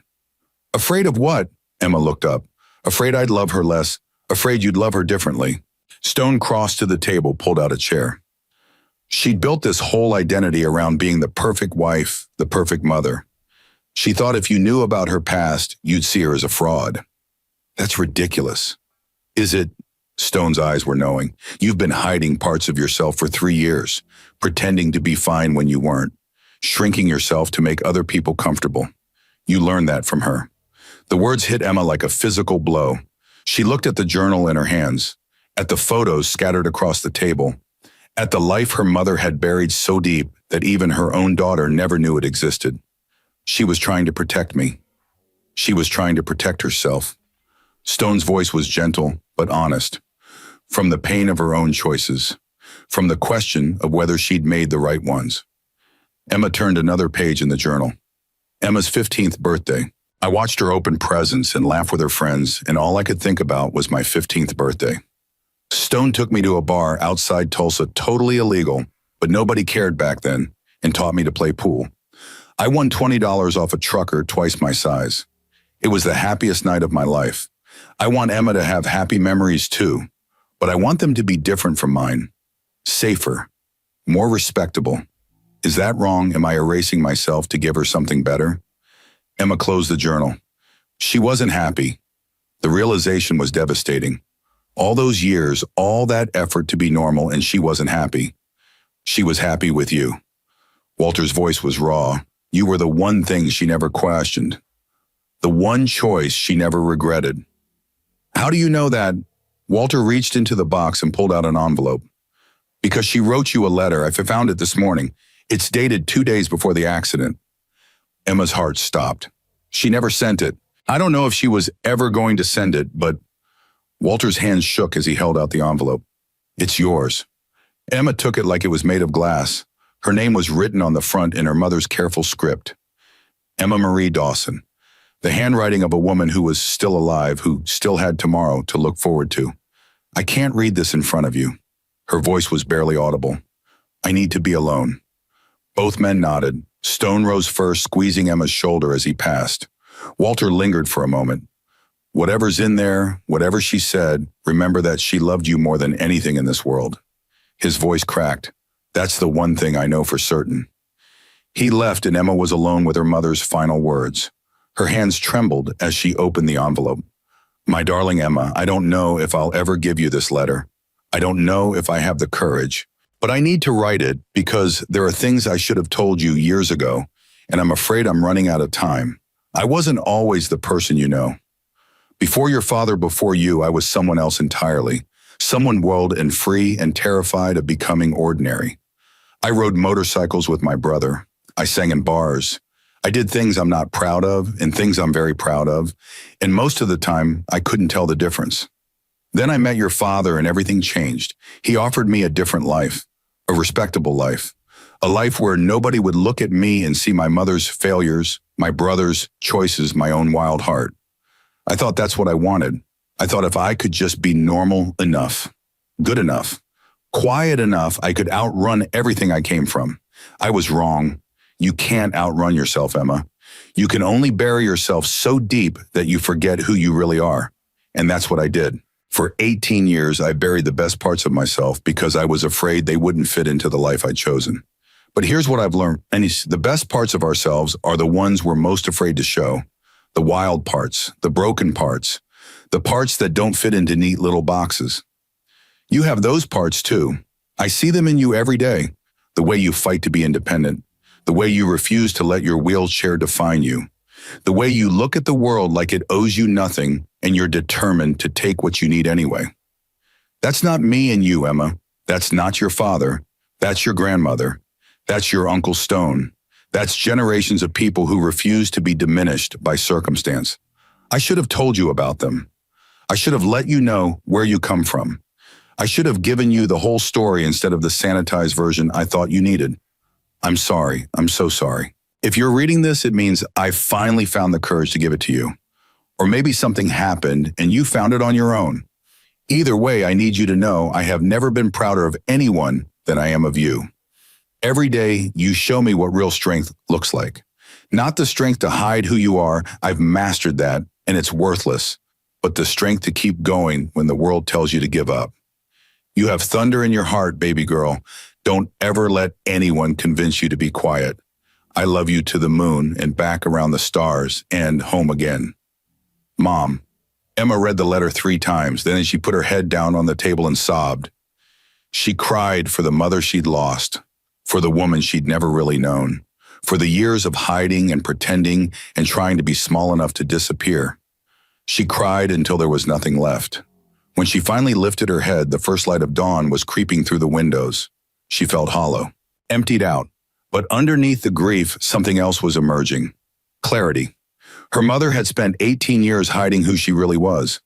And in the end, it hadn't mattered. The accident had come anyway. The loss had happened regardless. All that hiding, all that pretending, it hadn't protected anyone from anything. Emma looked down at her useless legs. At the wheelchair that had defined her for 3 years. At the hands that had clawed across a dirty floor to pick up scattered money. She was done hiding. A knock at the front door made her jump. She wheeled herself to answer it, expecting Stone or mercy.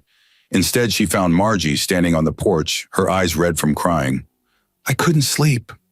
Margie's voice was hoarse. I kept thinking about your mama, about everything I should have told you years ago. Come in. Margie followed her to the kitchen, settling into a chair like her bones ached. When Katie married your father, she made me promise to keep her secrets. She said it was the only way she could start fresh. And I kept that promise for 20 years. Margie's hands twisted in her lap. But I should have broken it. The day she died, I should have told you everything. Why didn't you? Because I was a coward.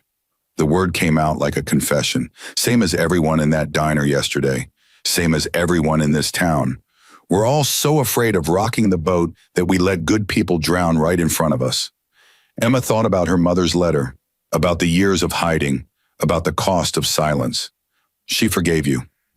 Emma wasn't sure if it was true, but it felt right. Whatever you did or didn't do, she would have forgiven you. Margie's tears spilled over. I don't deserve forgiveness. Nobody does. That's kind of the point. They sat together in silence as the sun rose higher. Eventually, the smell of coffee drew Walter from his room. He stopped in the doorway when he saw Margie, his expression uncertain. Walter. Margie stood. I owe you an apology too. For what? For judging you, for whispering about you behind your back, for deciding you were the villain in Katie's story without ever asking for your side. Walter's face crumbled. I was the villain. I made her hide who she was. You asked her to be someone she wasn't. Margie's voice was steady. But she chose to say yes. We all make choices, Walter, and we all have to live with them. Stone appeared in the doorway, his expression tense. We need to talk. Something's happened. Emma's heart clenched. What is it? The Whitmore situation just got a lot more complicated. They gathered in the living room. Mercy and two other bikers Emma didn't recognize joined them. The atmosphere was charged with an energy that made her skin prickle. Mayor Whitmore posted bail this morning, Stone began. His lawyers are already spinning the narrative, saying he's the victim of a smear campaign orchestrated by, and I quote, violent gang members with a grudge. That's insane, Emma's voice rose. There's video evidence. Everyone saw what happened. Evidence can be reinterpreted, videos can be edited, and Whitmore has deep pockets and a lot of friends who don't want to see him go down. Stone's jaw tightened. He's holding a press conference in 2 hours. Word is he's going to claim the whole thing was staged, that we paid you to make accusations against his son. Emma felt sick. No one will believe that. You'd be surprised what people will believe when it's easier than facing the truth. Mercy stepped forward. There's more. Our contacts at the courthouse say Whitmore's filing a civil suit against you, against Stone, against anyone whose name appeared in those videos. He's suing us. Emma couldn't process it. For what? Defamation, emotional distress, conspiracy to commit fraud. Mercy's voice was grim. It's all nonsense, but it doesn't have to be real to be effective. The point is to bury you in legal fees to make this fight so expensive that you have to give up. Emma's hands clenched in her lap. I won't give up. I know. Stone crouched beside her wheelchair. But this is going to get ugly. Whitmore's fighting for his life now. He'll use every weapon he has. So what do? So we fight back. Stone's eyes hardened, but not the way he expects. What does that mean? It means we stop playing defense. Whitmore wants to make this about us, about the bikers, about violence, about intimidation. We need to make it about something else. About what? Stone stood. About everyone else who's been silenced by people like him. Every person in this town who's been afraid to speak up because they knew the consequences. Every victim who never got justice because the powerful protected their own. He looked around the room. Chad Whitmore isn't the only bully in Cedar Creek. Douglas Whitmore isn't the only man who's used his money to escape accountability. There are stories in this town that have never been told because people were too afraid to tell them. Margie spoke up. He's right. I've been working at that diner for 15 years. I've heard things, seen things, and I've kept my mouth shut because I couldn't afford to lose my job. What kind of things? Emma asked. Last year, a girl came into the diner crying. 17 years old, worked at the Whitmore car dealership. She said Chad cornered her in the break room. Said he told her if she didn't cooperate, his father would make sure she never worked in this county again. Emma's blood ran cold. What happened to her? She quit, moved to Oklahoma City, never said another word about it. Margie's voice shook, and I knew. I knew what had happened, and I did nothing. Just like everyone else. Mercy pulled out her phone. I've been getting messages all morning from people who saw the videos. Some of them have their own stories about the Whitmores. They want to talk, but they're scared. Stone nodded. That's our angle. Whitmore wants to make this about one incident in one diner. We make it about a pattern, about years of abuse that everyone knew about and no one stopped. He'll come after them. Emma's voice was quiet. Anyone who speaks up, he'll destroy them. Not if there are enough of them. Stone's eyes met hers. One voice is easy to silence. 10 voices are harder. 100 voices. That's a movement. Emma looked at her mother's letter, still clutched in her hand. Thunder, she whispered. What? My mother said I have thunder in my heart. Emma looked up. She said, don't ever let anyone convince me to be quiet. She straightened in her chair. Set up the meeting. Anyone who wants to talk, anyone who has a story, I want to hear them. All of them. The next few hours moved in a blur. Mercy spread the word through their networks. Margie reached out to people she trusted in town. And slowly, carefully, people began to arrive at the Dawson house. A young woman who worked at the bank who said Douglas Whitmore had threatened to foreclose on her family's farm if she reported his financial irregularities. A middle-aged man who'd been passed over for promotion at the county office because he'd complained about the mayor's conduct. An elderly couple whose property had been seized through eminent domain to make way for a Whitmore development project. A teenage boy who'd been bullied by Chad throughout high school and was told by the principal that boys will be boys. Story after story, voice after voice. A choir of the silenced, finally finding the courage to speak. Emma listened to each one. She didn't interrupt. She didn't judge. She just let them talk, let them unburden themselves of secrets they'd carried for years. By mid-afternoon, there were 23 people in her living room. 23 witnesses to a pattern of abuse that had gone unchecked for decades. And then the front door opened and everyone fell silent. Chad Whitmore stood in the doorway. He looked nothing like the swaggering bully from the diner. His clothes were rumpled. His eyes were red. His shoulders slumped like he was carrying a weight he couldn't bear. Stone moved immediately, placing himself between Chad and Emma. You've got some nerve showing up here. I know, Chad's voice cracked. I know I don't have any right, but I need to say something. We've heard enough from you. Mercy's hand rested on her belt. Get out before we make you. Please. The word came out broken. Just give me 1 minute. 1 minute, and then I'll leave. I swear. Emma surprised everyone, including herself. Let him talk. Stone turned to her, disbelief on his face. Emma, he came alone. He's not threatening anyone. The least we can do is hear what he has to say. The room remained tense, but no one moved to stop Chad as he stepped forward. He stopped 10 feet from Emma's wheelchair, unable to come closer. I watched the video. His voice was barely audible. The one from the diner. I watched it maybe 50 times last night. Good for you. Mercy's voice was acid. Enjoy the show. No. Chad's face crumpled. I couldn't recognize myself. That person on the screen laughing while you crawled on the floor. I kept thinking there must be some mistake. That couldn't be me. It was you. Emma's voice was steady. Every word, every laugh, every moment. I know. Tears streamed down his face. I know it was me, and I don't understand how I became that person. I don't understand how I could do something so cruel and not even realize it was wrong. He fell to his knees. I'm not here to ask for forgiveness. I don't deserve it. I know I don't deserve it. His voice broke completely. I'm here because I need you to know that I see it now. I see what I did, and I'm going to spend the rest of my life trying to be better. Emma watched him kneeling on her floor, this boy who had humiliated her, who had tried to break her spirit.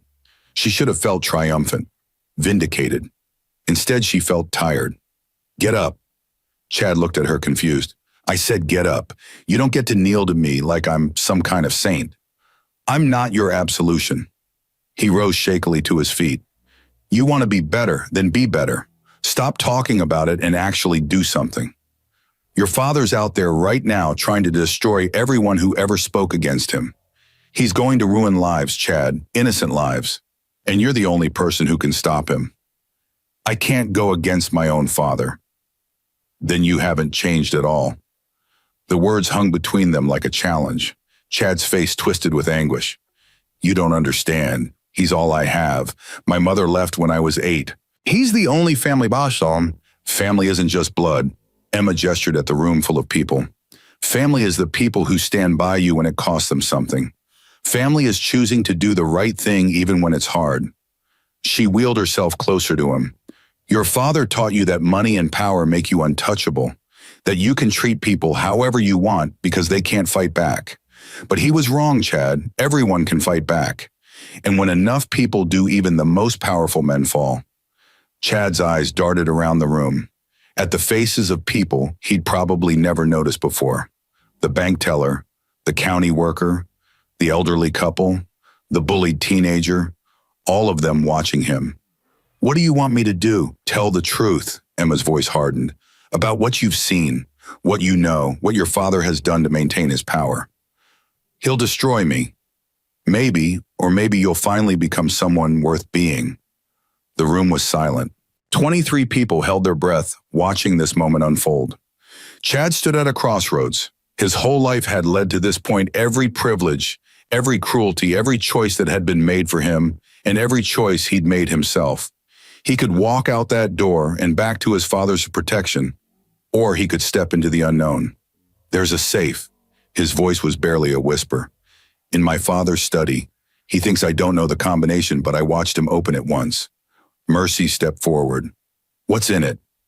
Documents, records of payments he's made, people he's bribed, evidence of things that, Chad swallowed hard, things that could put him away for a very long time. Stone's eyes narrowed. Why should we believe you? This could be a trap. It's not. Chad looked at Emma. I know you have no reason to trust me. I know what I've done, but I'm telling the truth. Emma studied his face, the terror in his eyes, the trembling of his hands. He was telling the truth. She was certain of it. Okay, she said. Okay. Stone's voice was sharp. Emma, we can't just, I believe him. She kept her eyes on Chad.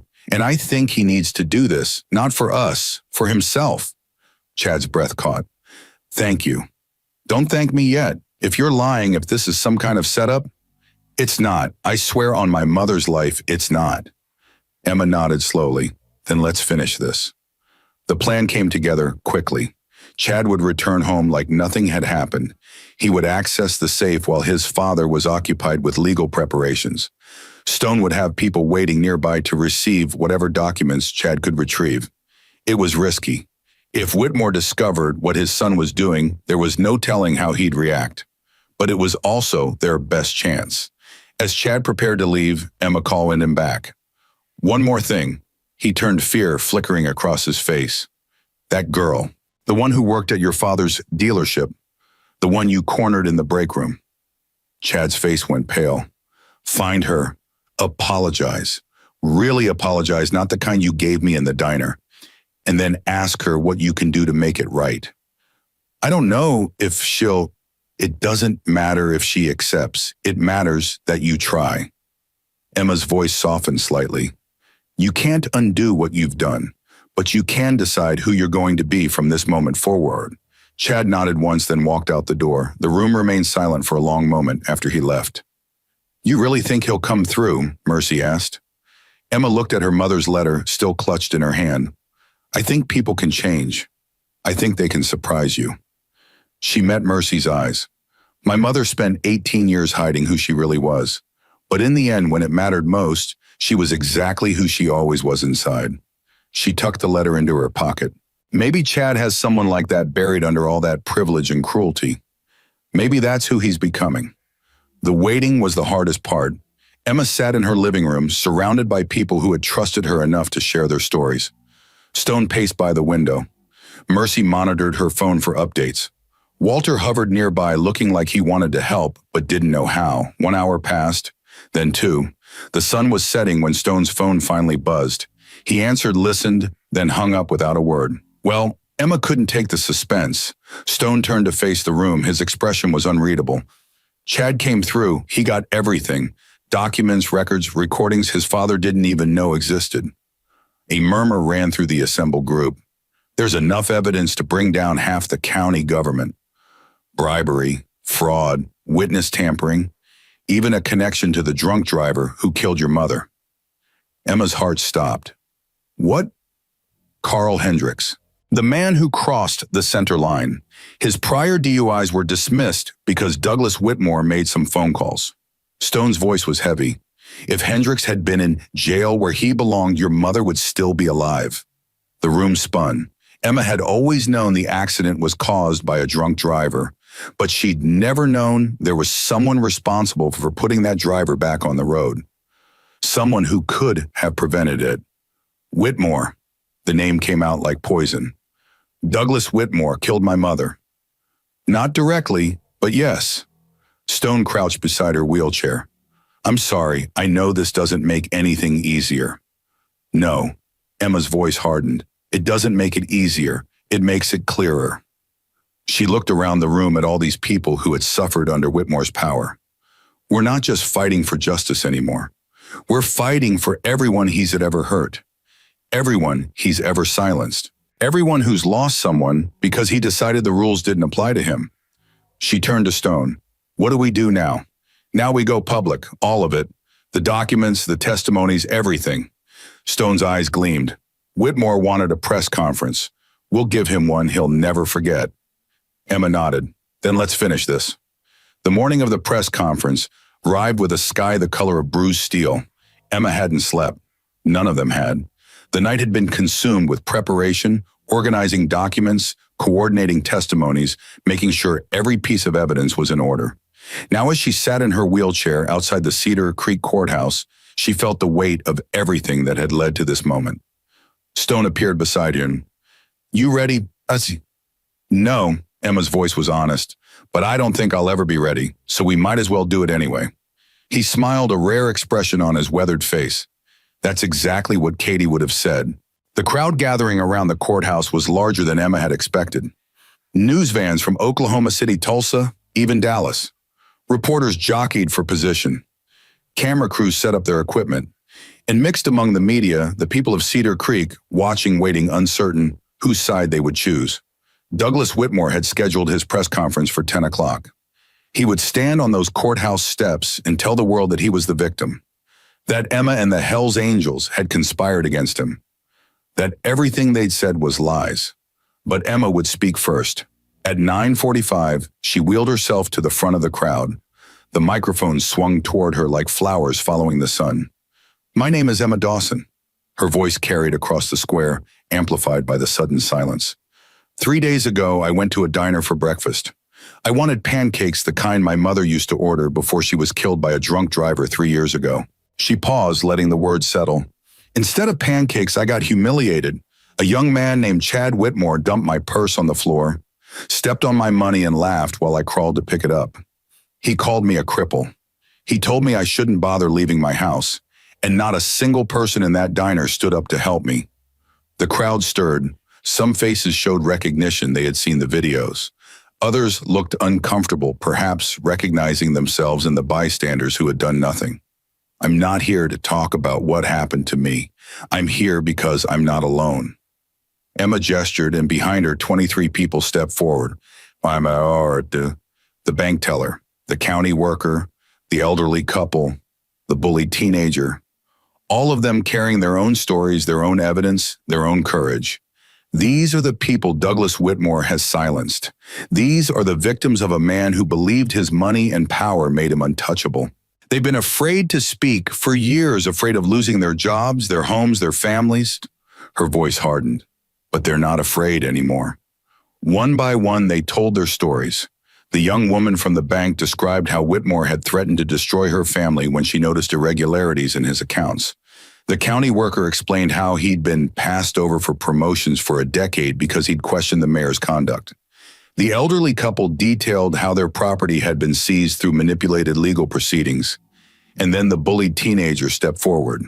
His name was Marcus, and his voice shook as he spoke. Chad Whitmore made my life hell for 4 years. He and his friends beat me up behind the gym, stole my belongings, spread rumors that destroyed my reputation. And when I tried to report it, the principal told me that boys will be boys. Marcus looked directly at the cameras.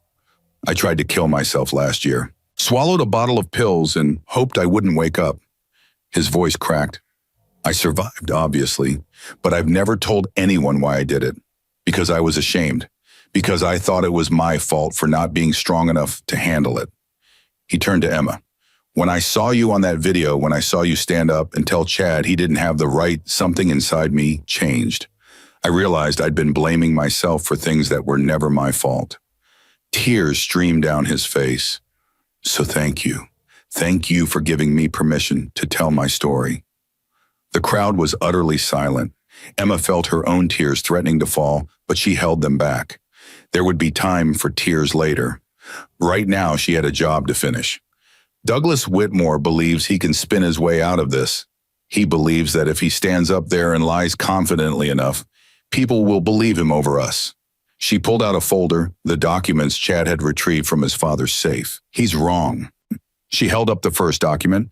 This is a record of payments Douglas Whitmore made to Judge Harrison to ensure favorable rulings in land disputes. She held up another. This is evidence that he bribed county officials to look the other way on building code violations that put workers' lives at risk. Another document. This is proof that he made phone calls to get DUI charges dismissed for Carl Hendricks, the man who would later kill my mother. The crowd erupted. Reporters shouted questions. Cameras flashed. Emma raised her hand, and somehow impossibly the noise subsided. Douglas Whitmore didn't pull the trigger that killed my mother, but he made sure the gun was loaded. He put a drunk driver bike on the road because it was politically convenient. And because of that decision, my mother threw herself over me and died so I could live. Her voice shook but held steady. I've spent 3 years blaming myself for surviving. 3 years apologizing for existing. 3 years letting people like Chad Whitmore make me feel worthless because I sit instead of stand. She looked directly into the nearest camera. That ends today. A commotion at the edge of the crowd. Douglas Whitmore was pushing his way toward the courthouse steps, his face purple with rage. His lawyers flanked him, trying to hold him back, but he shook them off. This is slander, his voice boomed across the square. This is a conspiracy orchestrated by criminals and malcontents. Then explain the documents. Emma's voice cut through his bluster. Explain the payments. Explain the recordings. Fabricated all of it. Your own son provided them. The words stopped Whitmore cold. What? Chad came to us. Emma watched the color drain from the mayor's face. He told us where to find the evidence. He helped us gather it. You're lying. Am I? Emma gestured, and Chad stepped out from behind the crowd. Father and son stared at each other across 10 feet of Oklahoma soil. Chad. Whitmore's voice was dangerous. What have you done? The right thing. Chad's voice trembled, but didn't break.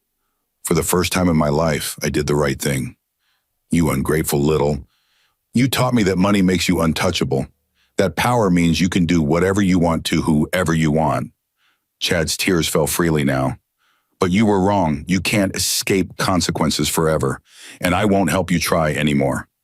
Whitmore lunged toward his son. Stone moved faster.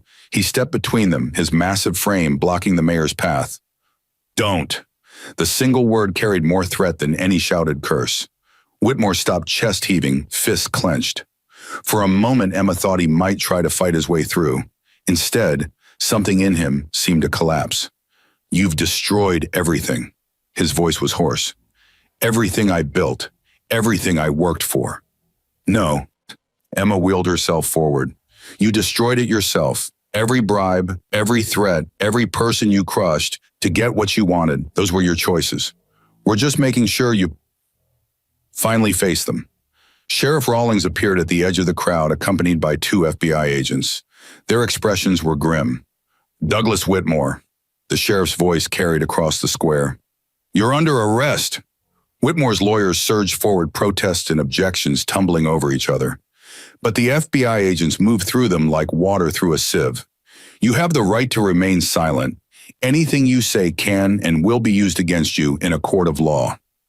Emma watched as handcuffs clicked around Douglas Whitmore's wrists. The man who had terrorized this town for decades, who had enabled the drunk driver who killed her mother, who had raised a son to believe cruelty was power. He looked smaller somehow. Diminished. This isn't over. Whitmore's eyes found Emma as they led him away. You think you've won, but you haven't. I have friends, resources. This is just the beginning. Maybe. Emma held his gaze. but it's the beginning of the end for you. The reporters descended like vultures. Questions flew from every direction. Microphones thrust toward Emma's face. Miss Dawson, how does it feel to bring down the most powerful man in the county? Were you scared to confront Mayor Whitmore? What's next for you? Emma looked at the chaos around her. The cameras, the crowds, the reporters hungry for the next soundbite. I don't want to be famous. Her voice cut through the noise. I don't want to be a symbol or a spokesperson or whatever else you're hoping to make me into. The questions stopped. Everyone listened. I'm just a girl who wanted pancakes. A girl who was taught by the worst moment of her life that she didn't have to stay silent, that her voice mattered even when it shook. She looked at the people gathered behind her, at Stone and Mercy and Ruth, at the witnesses who had finally found the courage to speak, at Chad standing apart, uncertain of where he belonged now.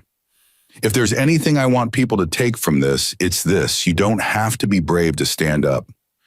You just have to be tired enough of being afraid. The crowd began to thin as the news vans prepared to leave, carrying the story of Cedar Creek to every corner of the country. Emma found herself alone with Stone for the first time all morning. You did good, little sister. I feel like I'm going to throw up. Stone laughed, a genuine sound that transformed his weathered face. That's normal. Courage doesn't mean you are not scared. It means you do what's right anyway. Is it over? The hard part. Maybe. Whitmore will fight the charges, but with the evidence we have, he's not getting out of this. Stone paused. But the aftermath, the rebuilding, that's going to take longer. Emma nodded. She had known this wasn't a fairy tale. There would be no happily ever after, just the slow, difficult work of healing. What happens to Chad? Stone's expression grew complicated. That's up to him. He betrayed his own father.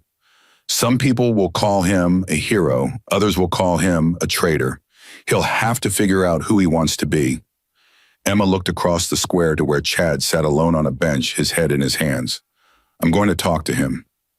You sure that's a good idea? No, but I'm doing it anyway. She wheeled herself across the square. Chad didn't look up until she was right in front of him.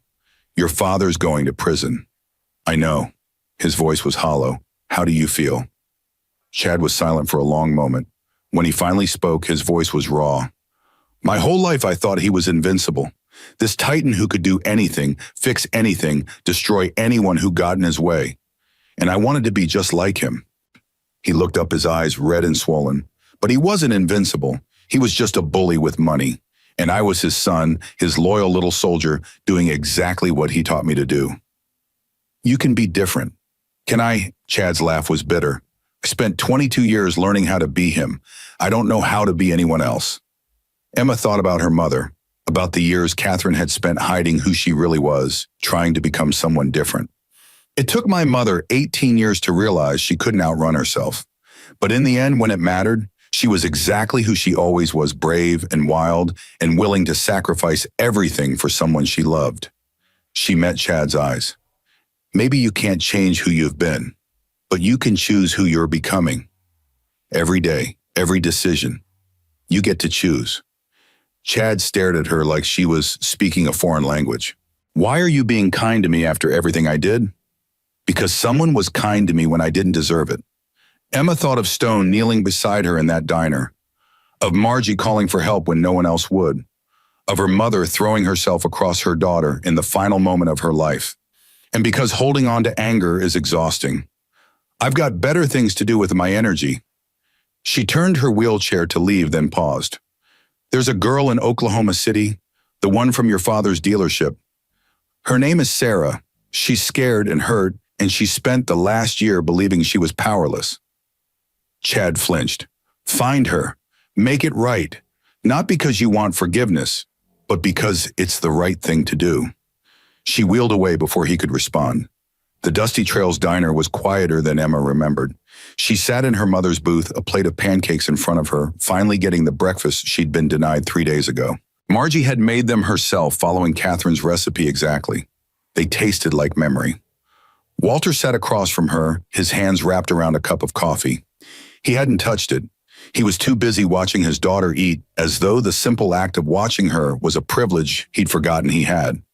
I went to another meeting this morning. His voice was hesitant. Second one in a row. That's good. They made me talk about Katie. Walter's eyes glistened, about how I'd handled her death, or not handled it. What did you say? The truth. He took a shaky breath. That I blamed everyone except myself. That I spent 3 years punishing my daughter for reminding me of everything I'd lost. That I was too much of a coward to face my own grief, so I drowned it in bourbon and let her carry the weight alone. Emma's throat tightened.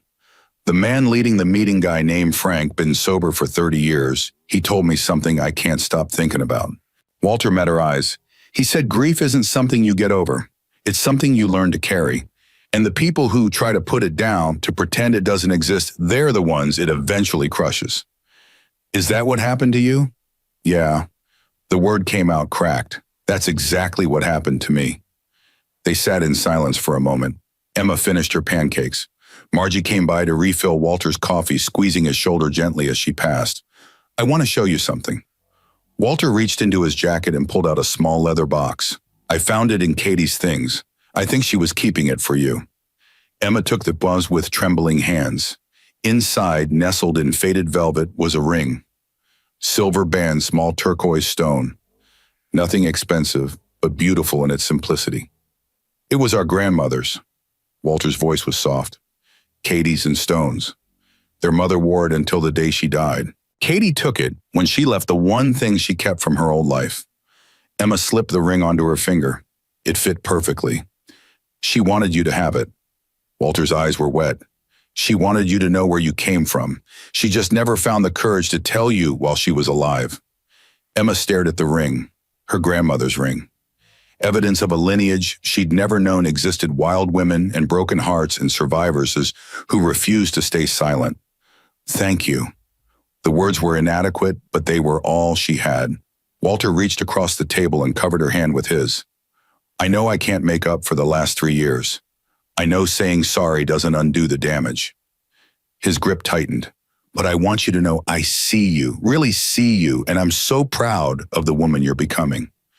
Emma's tears finally fell. I didn't become anything. I just stopped trying to disappear. That's everything. Walter's voice broke. That's absolutely everything. But they stayed like that, father and daughter, hands clasped across a table where Catherine Dawson had once sat every Sunday morning. The ghosts of the past surrounded them, grief and guilt, and all the words that had gone unspoken for too long. But underneath the pain, something new was growing. Hope. Stone found her outside the diner an hour later. The sun had broken through the clouds, casting golden light across Cedar Creek's main street. Emma sat in her wheelchair, face turned toward the warmth, her grandmother's ring catching the light. Beautiful day. First one in a while. Emma didn't open her eyes. Feels like something changed. Something did. Stone leaned against the wall beside her. This town is never going to be the same. Is that good or bad? Depends who you ask. He was quiet for a moment. The FBI is taking over the investigation. Whitmore's going to flip on a lot of people to try to reduce his sentence. There are going to be more arrests, more revelations. It's going to get messy before it gets better. But it will get better. Eventually. Stone looked down at her. You've started something, Emma. Something bigger than just one corrupt mayor or one bullied girl. You've shown people that silence isn't the only option. Emma finally opened her eyes. I didn't do anything special.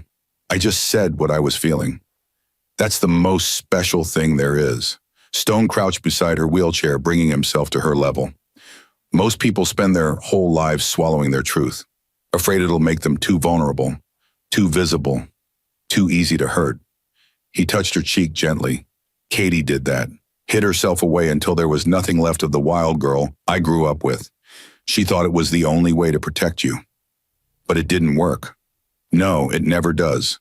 Stone's eyes glistened. The only thing that really protects us is being seen, being known, letting people love the real version of who we are. Emma thought about her mother's letter, about the years of hiding, about the thunderous heart Catherine had passed down to her daughter. I want to visit her grave. Stone nodded. I was hoping you'd say that. They rode in silence, Emma in the sidecar, Stone on his Harley Mercy, and 3 others flanking them like an honor guard. The cemetery was small, tucked into a hillside at the edge of town.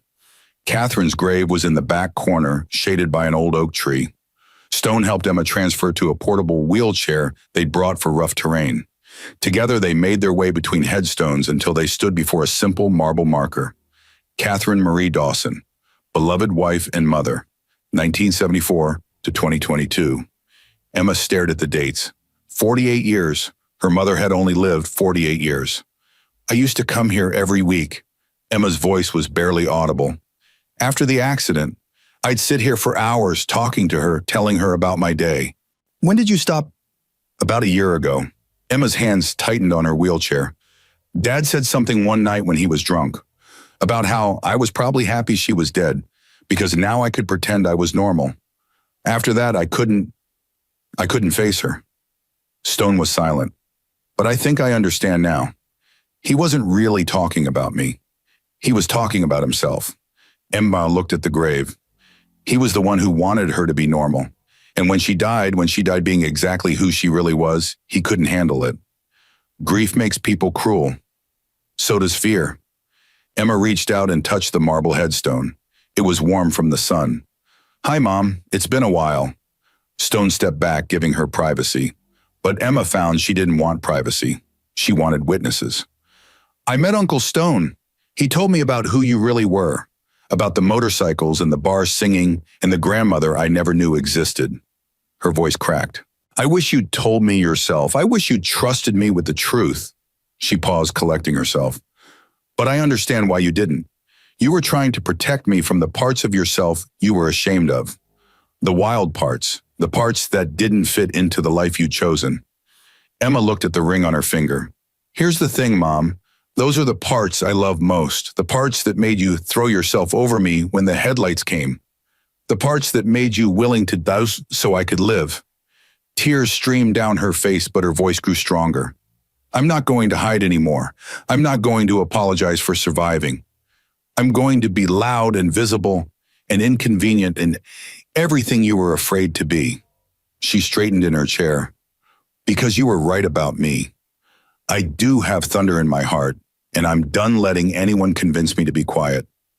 The wind rustled through the oak tree. For a moment, Emma could have sworn she heard her mother's voice singing an old country song about wild hearts and open roads. I love you, Mom. To the moon and back around the stars and home again.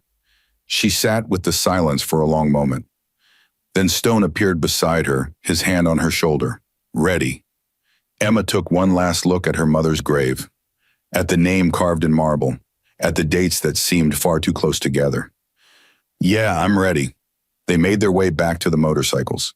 The sun was setting now, painting the Oklahoma sky in shades of orange and purple. What happens now? Emma asked as Stone helped her into the sidecar. Now you live. Stone climbed onto his Harley. You go to school, get a job, fall in love, make mistakes. All the things you've been too afraid to do for 3 years.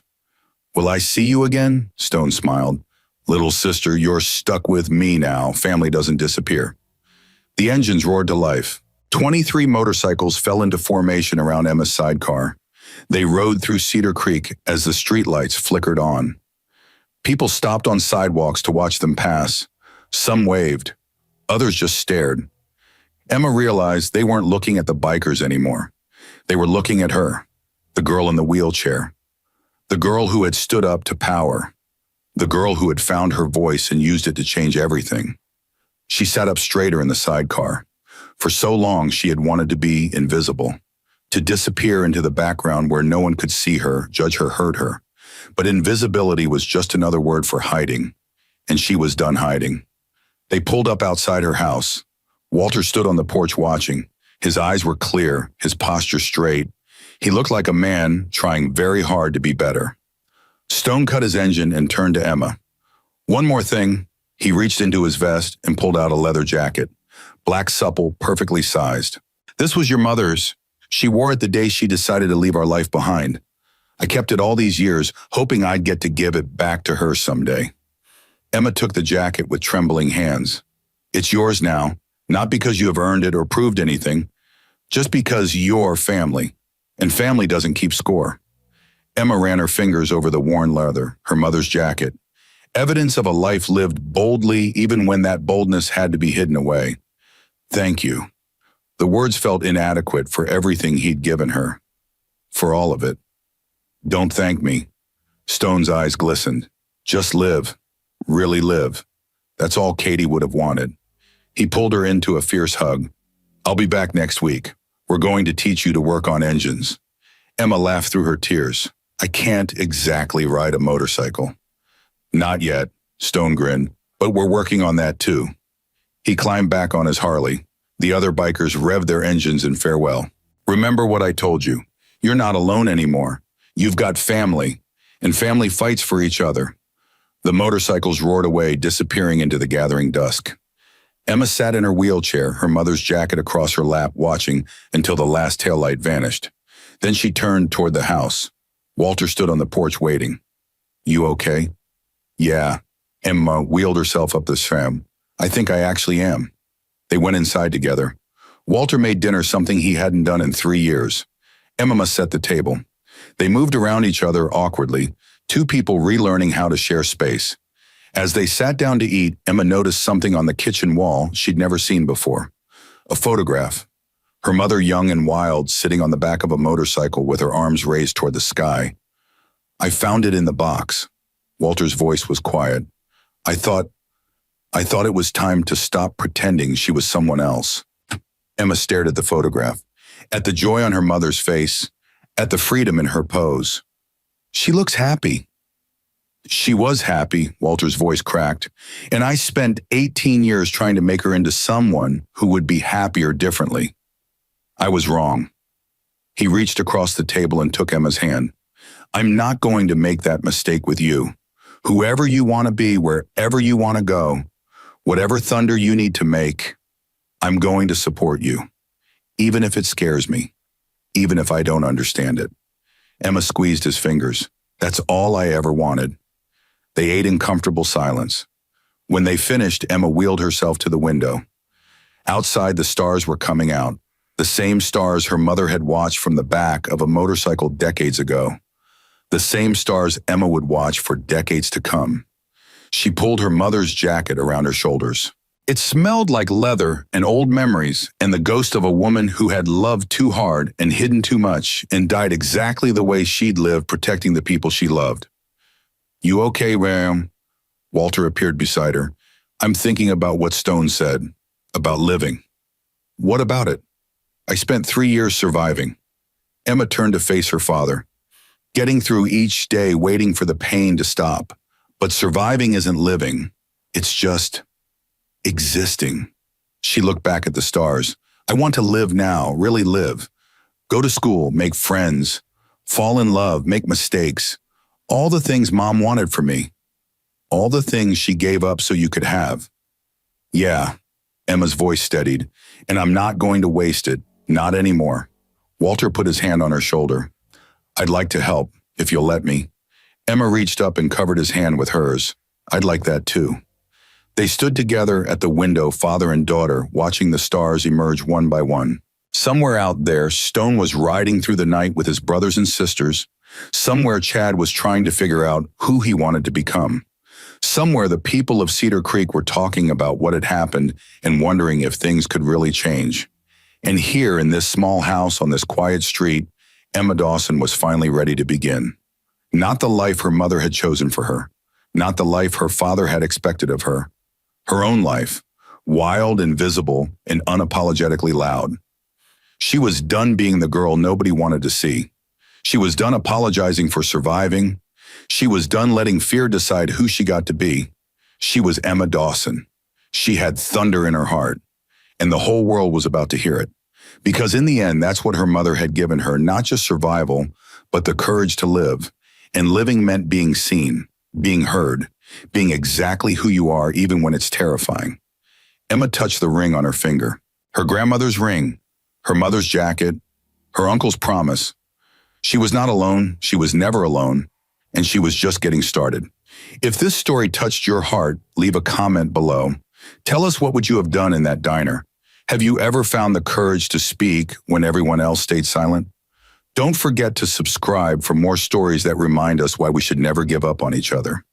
And remember, you don't have to be brave to stand up. You just have to be tired enough of being afraid.